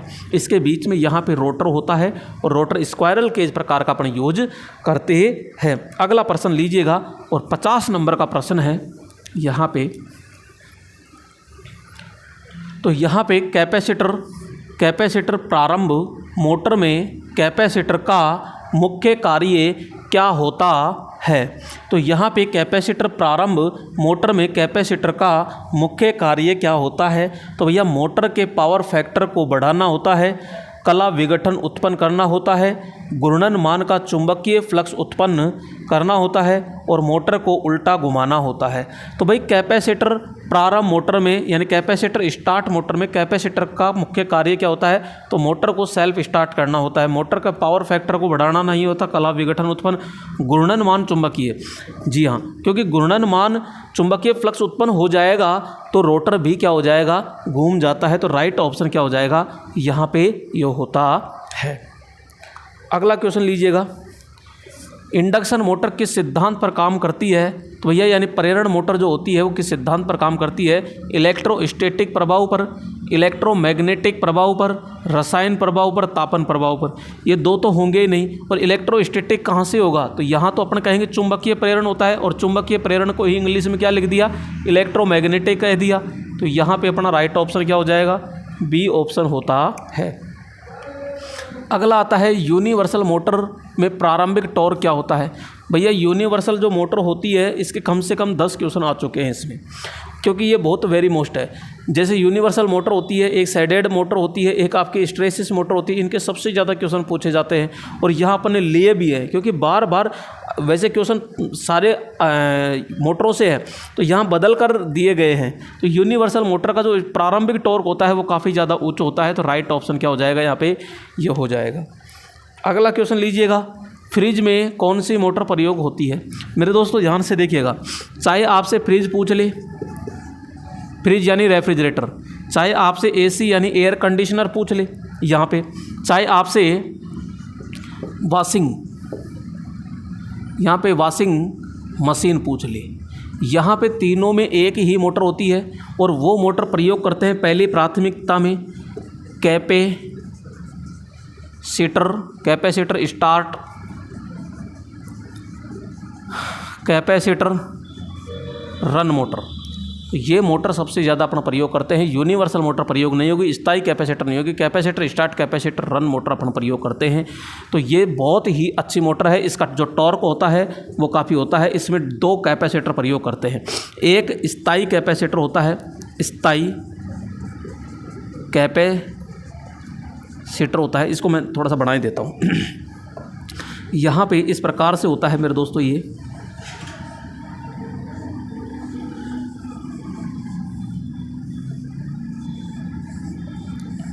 ये स्टार्टिंग वाइंडिंग और ये रनिंग वाइंडिंग। यहाँ पे क्या होता है, एक कैपेसिटर लगाया जाता है, ये स्थायी कैपेसिटर होता है, जबकि यहाँ पे एक अपकेंद्रीय स्विच होता है ये, और यहाँ पे फिर एक कैपेसिटर लगाया जाता है ये। तो ये तो कैपेसिटर होता है कौन सा, स्टार्टिंग कैपेसिटर। कौन सा होता है, स्टार्टिंग कैपेसिटर। और ये कैपेसिटर होता है स्थायी। कौन सा होता है, स्थायी कैपेसिटर। जो स्थायी कैपेसिटर होता है ये 2 से 4 माइक्रोफैरड तक होता है, जबकि ये जो होता है ये 10 से 15 माइक्रोफैरड तक अपना प्रयोग करते हैं। तो ये चीज़ ध्यान रखना। अब ये जैसे ही रोटर आपका 75% घूमता है तो ये अपकेंद्रीय स्विच के कारण क्या होता है, ये कैपेसिटर तो हट जाता है, आपका स्टार्टिंग कैपेसिटर हट जाता है, लेकिन स्थायी कैपेसिटर पर कार्य करती रहती है मोटर। तो यहाँ पे चाहे आपसे फ्रिज या रेफ्रिजरेटर पूछ ले, चाहे आपसे एयर कंडीशनर यानी वातानुकूलन AC पूछ ले, चाहे वॉशिंग मशीन पूछ ले, तीनों के अंदर ही को बोलो कौन सी मोटर यूज होगी। तो यहाँ capacitor start capacitor run motor अपन प्रयोग करते हैं। अगला क्वेश्चन लीजिएगा, और ये प्रश्न आ चुका है। अगला प्रश्न,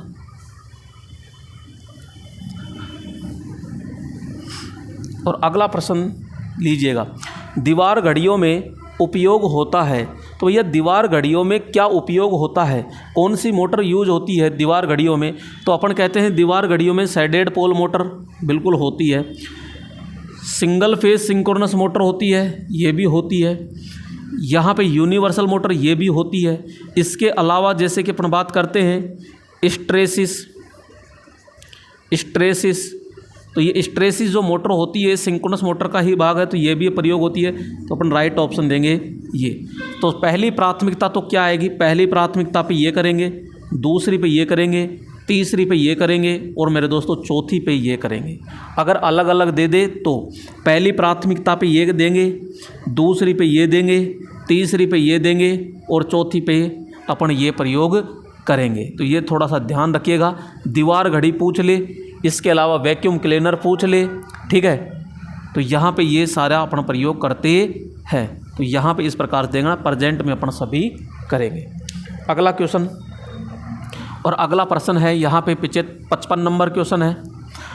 तो क्षेत्र कुंडलन किस पदार्थ की बनी होती है। तो क्षेत्र कुंडलन का मतलब होता है फील्ड वाइंडिंग। और जो फील्ड वाइंडिंग होती है किस पदार्थ की बनी होती है, तो भाई अपन कहते हैं ये विद्युत रोधी तांबे तार की बनी होती है, यानी कि एनामेल्ड कह दो, एनामेल्ड तांबा तार कह दीजिए, यहाँ पे एनामेल्ड और विद्युत रोधी तांबा तार कह दो, विद्युत रोधी तांबा तार कह दीजिए, है ना। तो यहाँ पे स्टील तार की जी नहीं, नम तार की स्टेनलेस स्टील, तो अपन कहेंगे एनामेलित आवृत ताम्र तार की बनाई जाती है, यानी बिल्कुल तार होता है उसके ऊपर वार्निश कोटिंग चढ़ी होती है। अगला प्रश्न, और अगला प्रश्न आ चुका है, बिजली से चलने वाले खिलौनों में आमतौर पर खालिस्तान मोटर, यानी कि जो भी आपके सेल बैटरी से खिलौने चलते हैं तो उनमें जो मोटर प्रयोग की जाती है वो कौन सी मोटर होती है? हिस्टैरिसीस मोटर होती है, शेडेड मोटर होती है, दो वैल्यू कैपेसिटर मोटर होती है और रिलक्टेंस मोटर होती है। मेरे दोस्तों यहाँ पे जो शेडेड मोटर होती है ये सीधे खिलौनों के अंदर प्रयोग की जाती है। तो राइट ऑप्शन क्या हो जाएगा यहाँ पे? बी ऑप्शन होता है। ये जो आपकी शेडेड मोटर होती है ये आपकी होमोपोलर है। आपके होमोपोलर के अलावा रेडियो है, प्रोजेक्टर है, टैप रिकॉर्डर है, ये आपके ये फोटोकॉपी जो मशीन होती है उसमें होनोग्राम या फोनोग्राम जो होते हैं उसमें भी अपन प्रयोग किया जाता है। कूलर के अंदर जो पानी की मोटर होती है उसमें भी होता है। कैबिन फैन छोटे पंखे होते हैं वहाँ भी होती है। घड़ी होती है, दीवार घड़ी, उसमें भी अपन शेडेड मोटर अपन प्रयोग करते हैं। अगला क्वेश्चन लीजिएगा।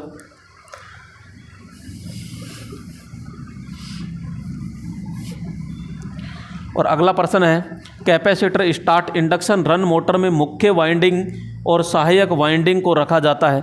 भैया दो वाइंडिंग होती है, मेन वाइंडिंग और सहायक वाइंडिंग, और दोनों वाइंडिंग को ही 90 डिग्री अंतर पर रखा जाता है। तो यहाँ पे विद्युत डिग्री इलेक्ट्रिकल पर से दूर रखा जाता है, यानी 90 डिग्री पर रखा जाता है। अगला लीजिएगा, यहाँ 58 नंबर प्रश्न है। और एक कलीय मोटर में अधिक शोर का कारण है। भाई एक कलीय यानी सिंगल फेज मोटर में जो अधिक शोर होता है वो क्यों होता है? चुंबकीय प्रभाव के कारण, अनुचित वायु संवहन के कारण, बैरिंग दोष के कारण, उपरोक्त सभी। दोस्तों अगर उपरोक्त सभी ऑप्शन नहीं होता है तो पहली प्राथमिकता अपन बैरिंग देंगे, यानी बैरिंग अगर ख़राब है तो, यानी पहले लिख दिया बैरिंग के में दोष है, लेकिन यहाँ उपरोक्त सभी लिखा है इसलिए यहाँ पे, क्योंकि चुंबकीय प्रभाव से भी क्या होता है, आवाज़ आती है, और यहाँ वायु घर्षण से होता है तो इससे भी आवाज़ आती है, क्योंकि घरों में अपन पंखे चलाते हैं तो बोलो आवाज़ आती है कि नहीं आती। इस प्रकार इसमें भी तो मोटरों में भी तो पंखा लगा होता है कूलिंग के लिए। तो यहाँ पे उपरोक्त सभी यानी डी ऑप्शन आपका क्या हो जाएगा? राइट होगा। अगला क्वेश्चन लीजिएगा, यहाँ पे 59 नंबर प्रश्न है। और ये 59 नंबर क्या है? तो किस मोटर का अपेक्षाकृत उच्च शक्ति गुणांक होता है? तो भाई किस मोटर का अपेक्षाकृत उच्च शक्ति गुणांक होता है? तो अपन कहते हैं यूनिवर्सल मोटर का है, विभक्त कला मोटर का है, और हिस्टैरिसीस मोटर का है, और प्रतिष्ठा मोटर का है। तो उच्च शक्ति गुणांक का मतलब होता है पावर फैक्टर। तो यहाँ पे पावर फैक्टर सबसे ज़्यादा किसका होता है? यूनिवर्सल का होता है। सबसे कम किसका होता है? सबसे कम होता है विभक्त कला का होता है। इसका मेरे दोस्तों 0.5 से 0.6 पश्चगामी होता है, जबकि इसका 0.8 से 0.9 तक होता है, जो ये भी पश्चगामी होता है। तो ये राइट ऑप्शन क्या हो जाएगा? यहाँ ए ऑप्शन होता है। तो यहाँ पे इसका सबसे कम होता है। अगला क्वेश्चन लीजिएगा। तो यहाँ पे 60 नंबर क्वेश्चन पे अपन पहुँच चुके हैं। तो शेडेड पोल मोटर की घूमने की दिशा खालिस्तान परिवर्तित की जा सकती है। तो दोस्तों यहाँ शेडेड जो मोटर होती है ये, तो यहाँ पे ये पोल आपने बनाया है, ये तो भाई ये पोल बनाया है तो अब इसमें रोटर आपका चलेगा इस तरह। तो पहली प्राथमिकता तो ये कहेंगे कि यहाँ शेडेड जो पोल मोटर होती है इसमें घूमने की जो दिशा है परिवर्तित नहीं की जा सकती। फिर भी अगर घुमाना है, आपको बदलना है, तो इसमें क्या किया जाता है कि ये जो शेडेड पोल इधर बनाया है, ये शेडेड पोल आपको बनाना पड़ेगा भैया इधर, यहाँ पे तो इधर बनाना पड़ेगा। तो इधर बनाते हैं तो अब ये मोटर इधर घूमेगी, यानी कि जो शेडेड पोल होता है इसको बिल्कुल 180 डिग्री क्या करना पड़ेगा? विस्थापित किया जाता है। तो इसको बदल करके अपन करेंगे। या फिर अपन कहते हैं कि जैसे इस प्रकार से होता है तो दोहरे पोल शेडेड पोल अपन प्रयोग करते हैं यूँ, तो ये तो दोहरे शेडेड पोल के द्वारा भी अपन प्रयोग करते हैं। तो लाइन कनेक्शन परिवर्तित करके नहीं, कैपेसिटर लगता ही नहीं है। स्टेटर पोल को 180 डिग्री रिवर्स करके, भाई स्टेटर पोल ही तो है, इसको यानी यहाँ से इधर बदल दिया यहाँ है, तो यहाँ अपन क्या कहेंगे? स्टेटर पोल, यानी सी ऑप्शन क्या हो जाएगा? राइट होगा। अगला लीजिए, यहाँ पे सिंगल फेज सिंक्रोनस मोटर की 3 मुख्य टाइप होती है। भैया यहाँ पे सिंक्रोनस जो मोटर होती है इसकी गति क्या होती है? तो गति क्या होती है? नियत। गति क्या होती है? बिल्कुल नियत होती है। तो यहाँ पे सिंक्रोनस गति बिल्कुल नियत होती है। और सिंक्रोनस मोटर यानी सिंगल फेज सिंक्रोनस जो मोटर होती है, सिंक्रोनस जो सिंगल फेज मोटर होती है कौन कौन सी है, तो हिस्टैरिसीस मोटर होती है, रिलक्टेंस मोटर, रिपल्सन मोटर। तो भाई ये तो होती है, हिस्टैरिसीस मोटर होती है, ये होती है, रिलक्टेंस मोटर होती है, प्रतिष्ठम ये भी होती है, ये होती है, स्टेपर मोटर ये भी होती है। यहाँ पे रिलक्टेंस मोटर होती है,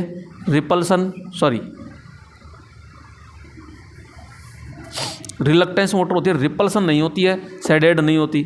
यहाँ पे रिलक्टेंस, यहाँ पे राइट ऑप्शन तो क्या हो जाएगा, सीधा सीधा ये। तो 3 प्रकार की अपनी कौन सी होती है, सिंक्रोनस फेज मोटर होती है, सिंगल फेज मोटर होती है जो हिस्टैरिसीस होता है, रिलक्टेंस का मतलब क्या है, प्रतिष्ठम मोटर होता है, और यहाँ स्टेपर मोटर होती है। ये तीनों की तीनों सिंगल फेज मोटर होती है, तीनों की तीनों सेल्फ स्टार्ट होती है।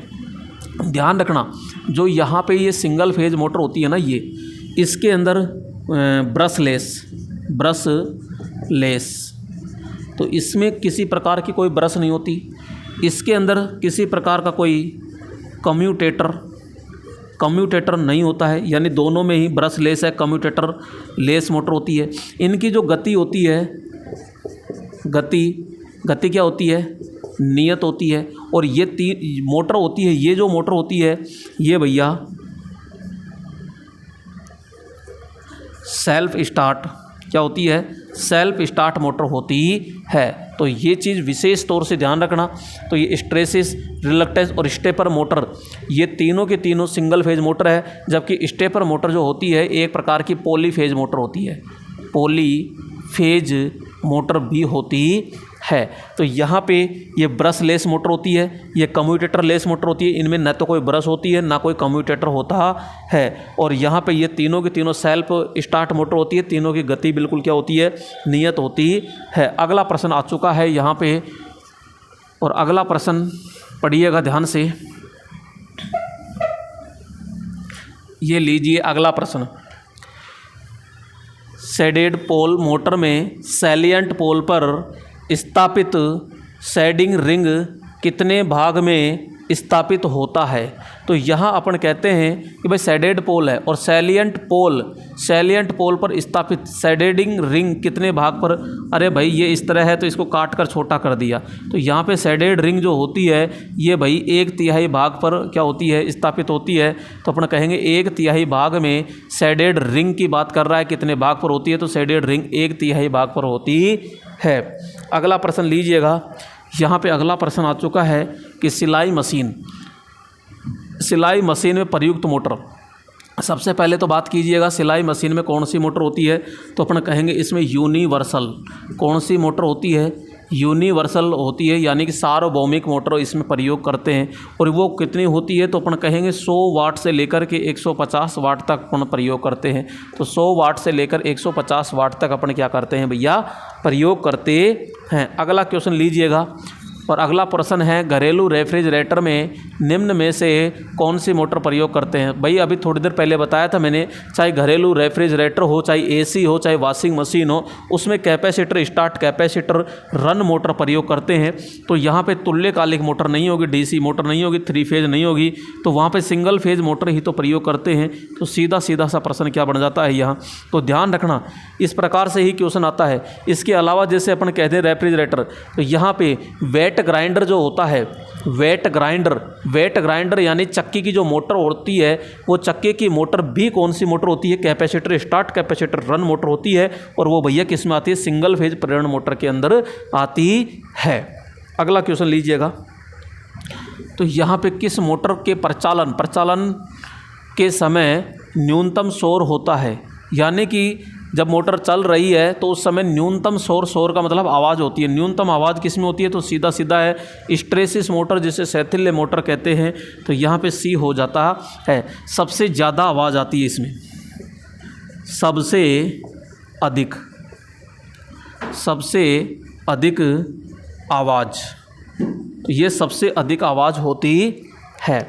और यहाँ पे अगला प्रश्न है 66 नंबर, और 66 नंबर क्वेश्चन है कि रोटर शाफ्ट को मदद करने के लिए इस्तेमाल होने वाले बेरिंग पर होते हैं। भाई यहाँ पे अपन कहते हैं कि ये रोटर है, और ये रोटर है तो ये बेरिंग है।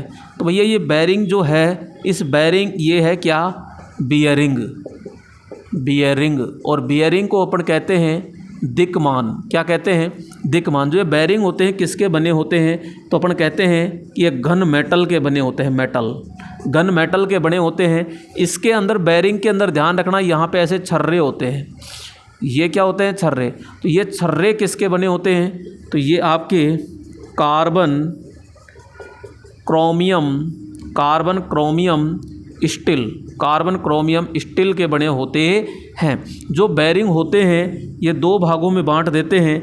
यहाँ पे एक तो होता है बॉल बेयरिंग होता है, और एक जैसे अपन बात करते हैं रोलर या फिर जनरल। तो भैया छोटी मशीनों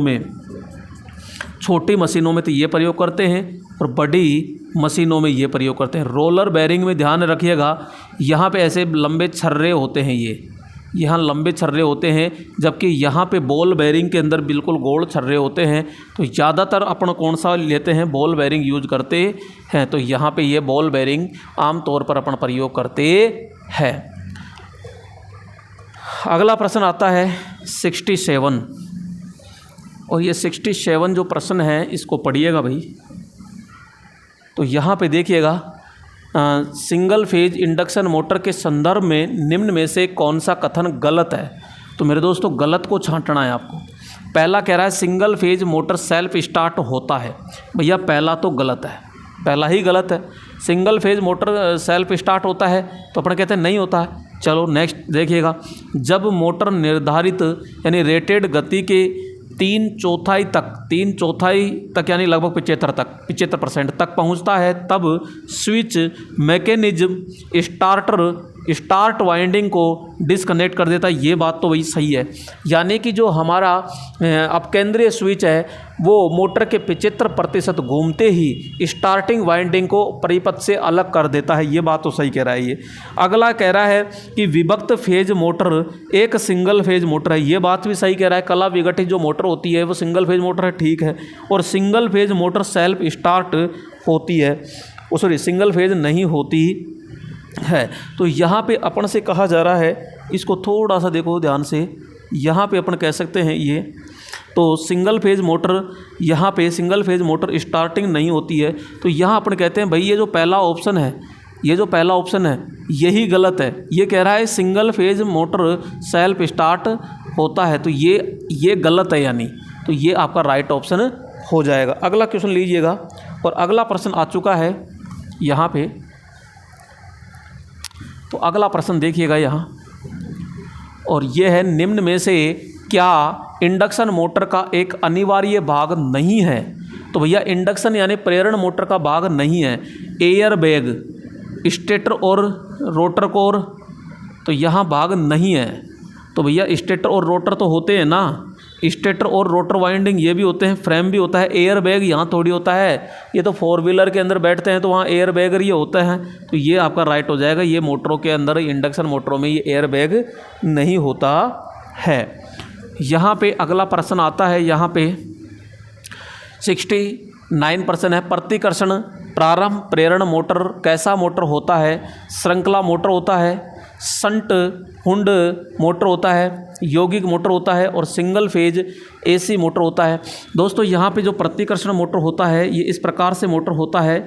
यहाँ पे अपन कहते हैं ये इस प्रकार से फील्ड पोल होते हैं यहाँ पे, और फील्ड पोल होते हैं, यहाँ वाइंडिंग की जाती है। तो ये फील्ड पोल हो गए एन और एस। इसके बीच में यहाँ पे घूमने वाला भाग होता है, और यहाँ पे कम्यूटेटर होता है।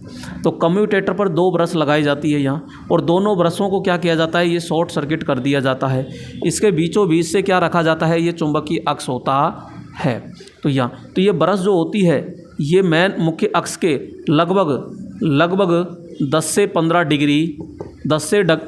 डिग्री इससे आगे या पीछे होती है। तो इन ब्रशों को खिसका कर ही मोटर की गति को कम ज़्यादा किया जाता है, और दाईं ओर से अगर बाईं ओर बदल दिया जाए तो दिशा भी बदल जाती है। तो ये एक single phase motor AC motor होती है।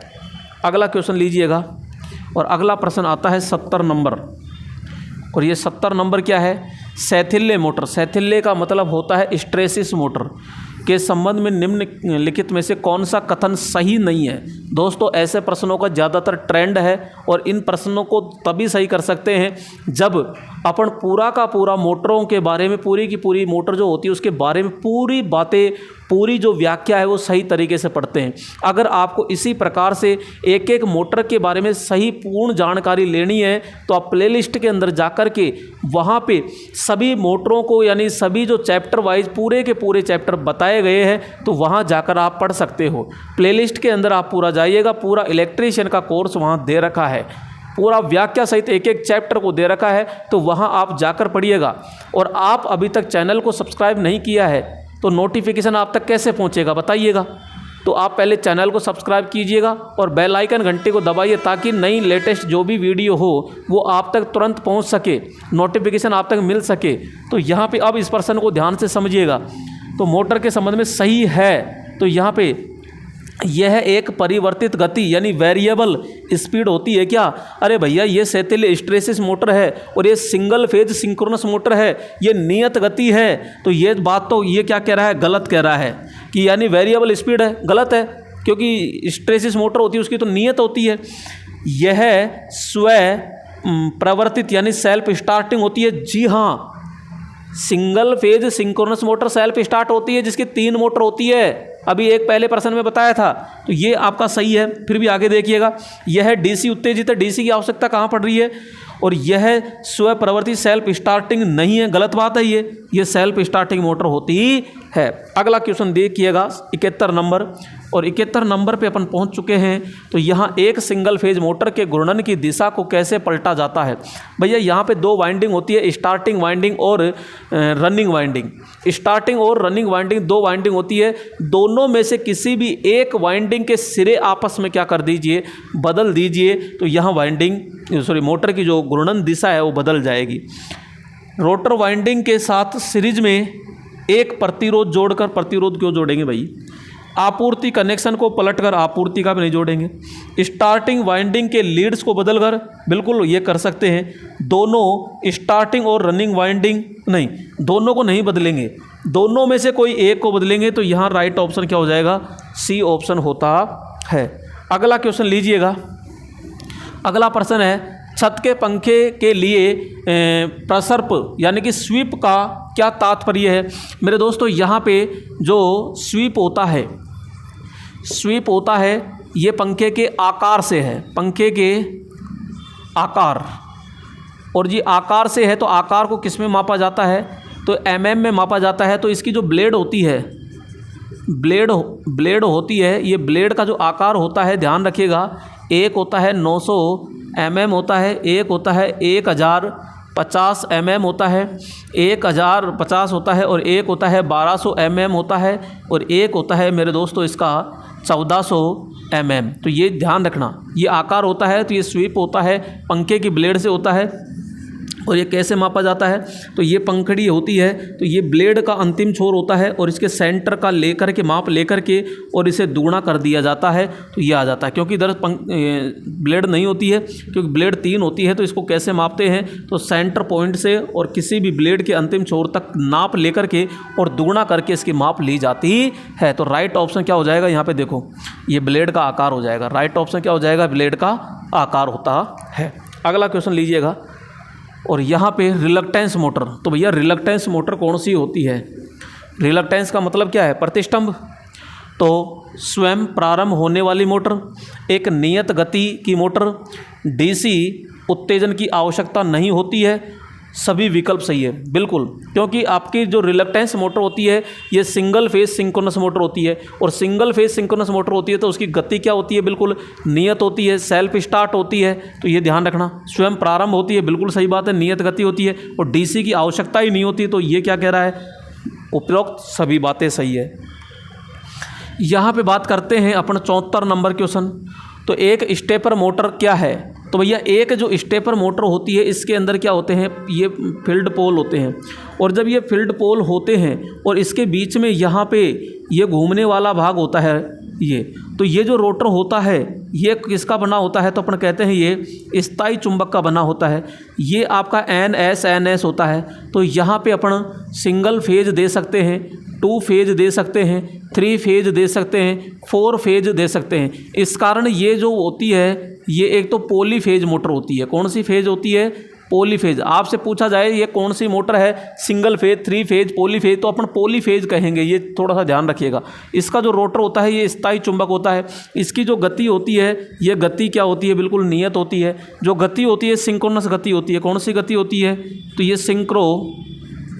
सिंक्रोनस गति होती है। तो ये मल्टी फेज मोटर होती है, ये डीसी मोटर होती है, स्मूथ चालित होती है, सिंगल फेज होती है। तो भैया ये एक मल्टी फेज मोटर होती है। और ये क्वेश्चन कई बार आ चुका है, बहुत अच्छा प्रश्न है।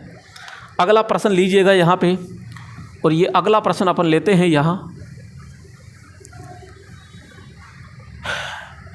एसी एकल फेज प्रेरण मोटर में वोल्टता सीमा होती है।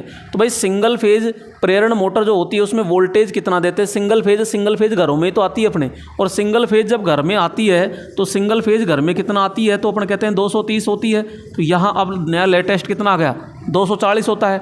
तो यहाँ पे अपन कह सकते हैं कि ये तो 250 है। तो इसकी वोल्टेज सीमा तो 250 रखेगा, अगर 230 ही रख देगा और गलती से 240-45 आ गए तो जलेगी मोटर। तो यहाँ पे 250 वोल्टेज इसकी सीमा होती है, क्योंकि निम्न वोल्टेज 250 तक ही होता है। तो मेरे दोस्तों यहाँ पे ये क्वेश्चन थे आपके पूरे के पूरे सिंगल फेज मोटर के 75 क्वेश्चन है।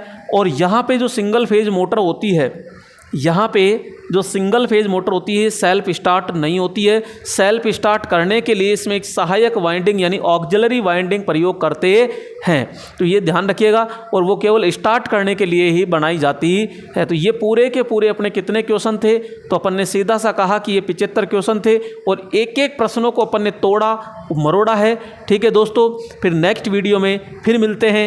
जय हिंद दोस्तों।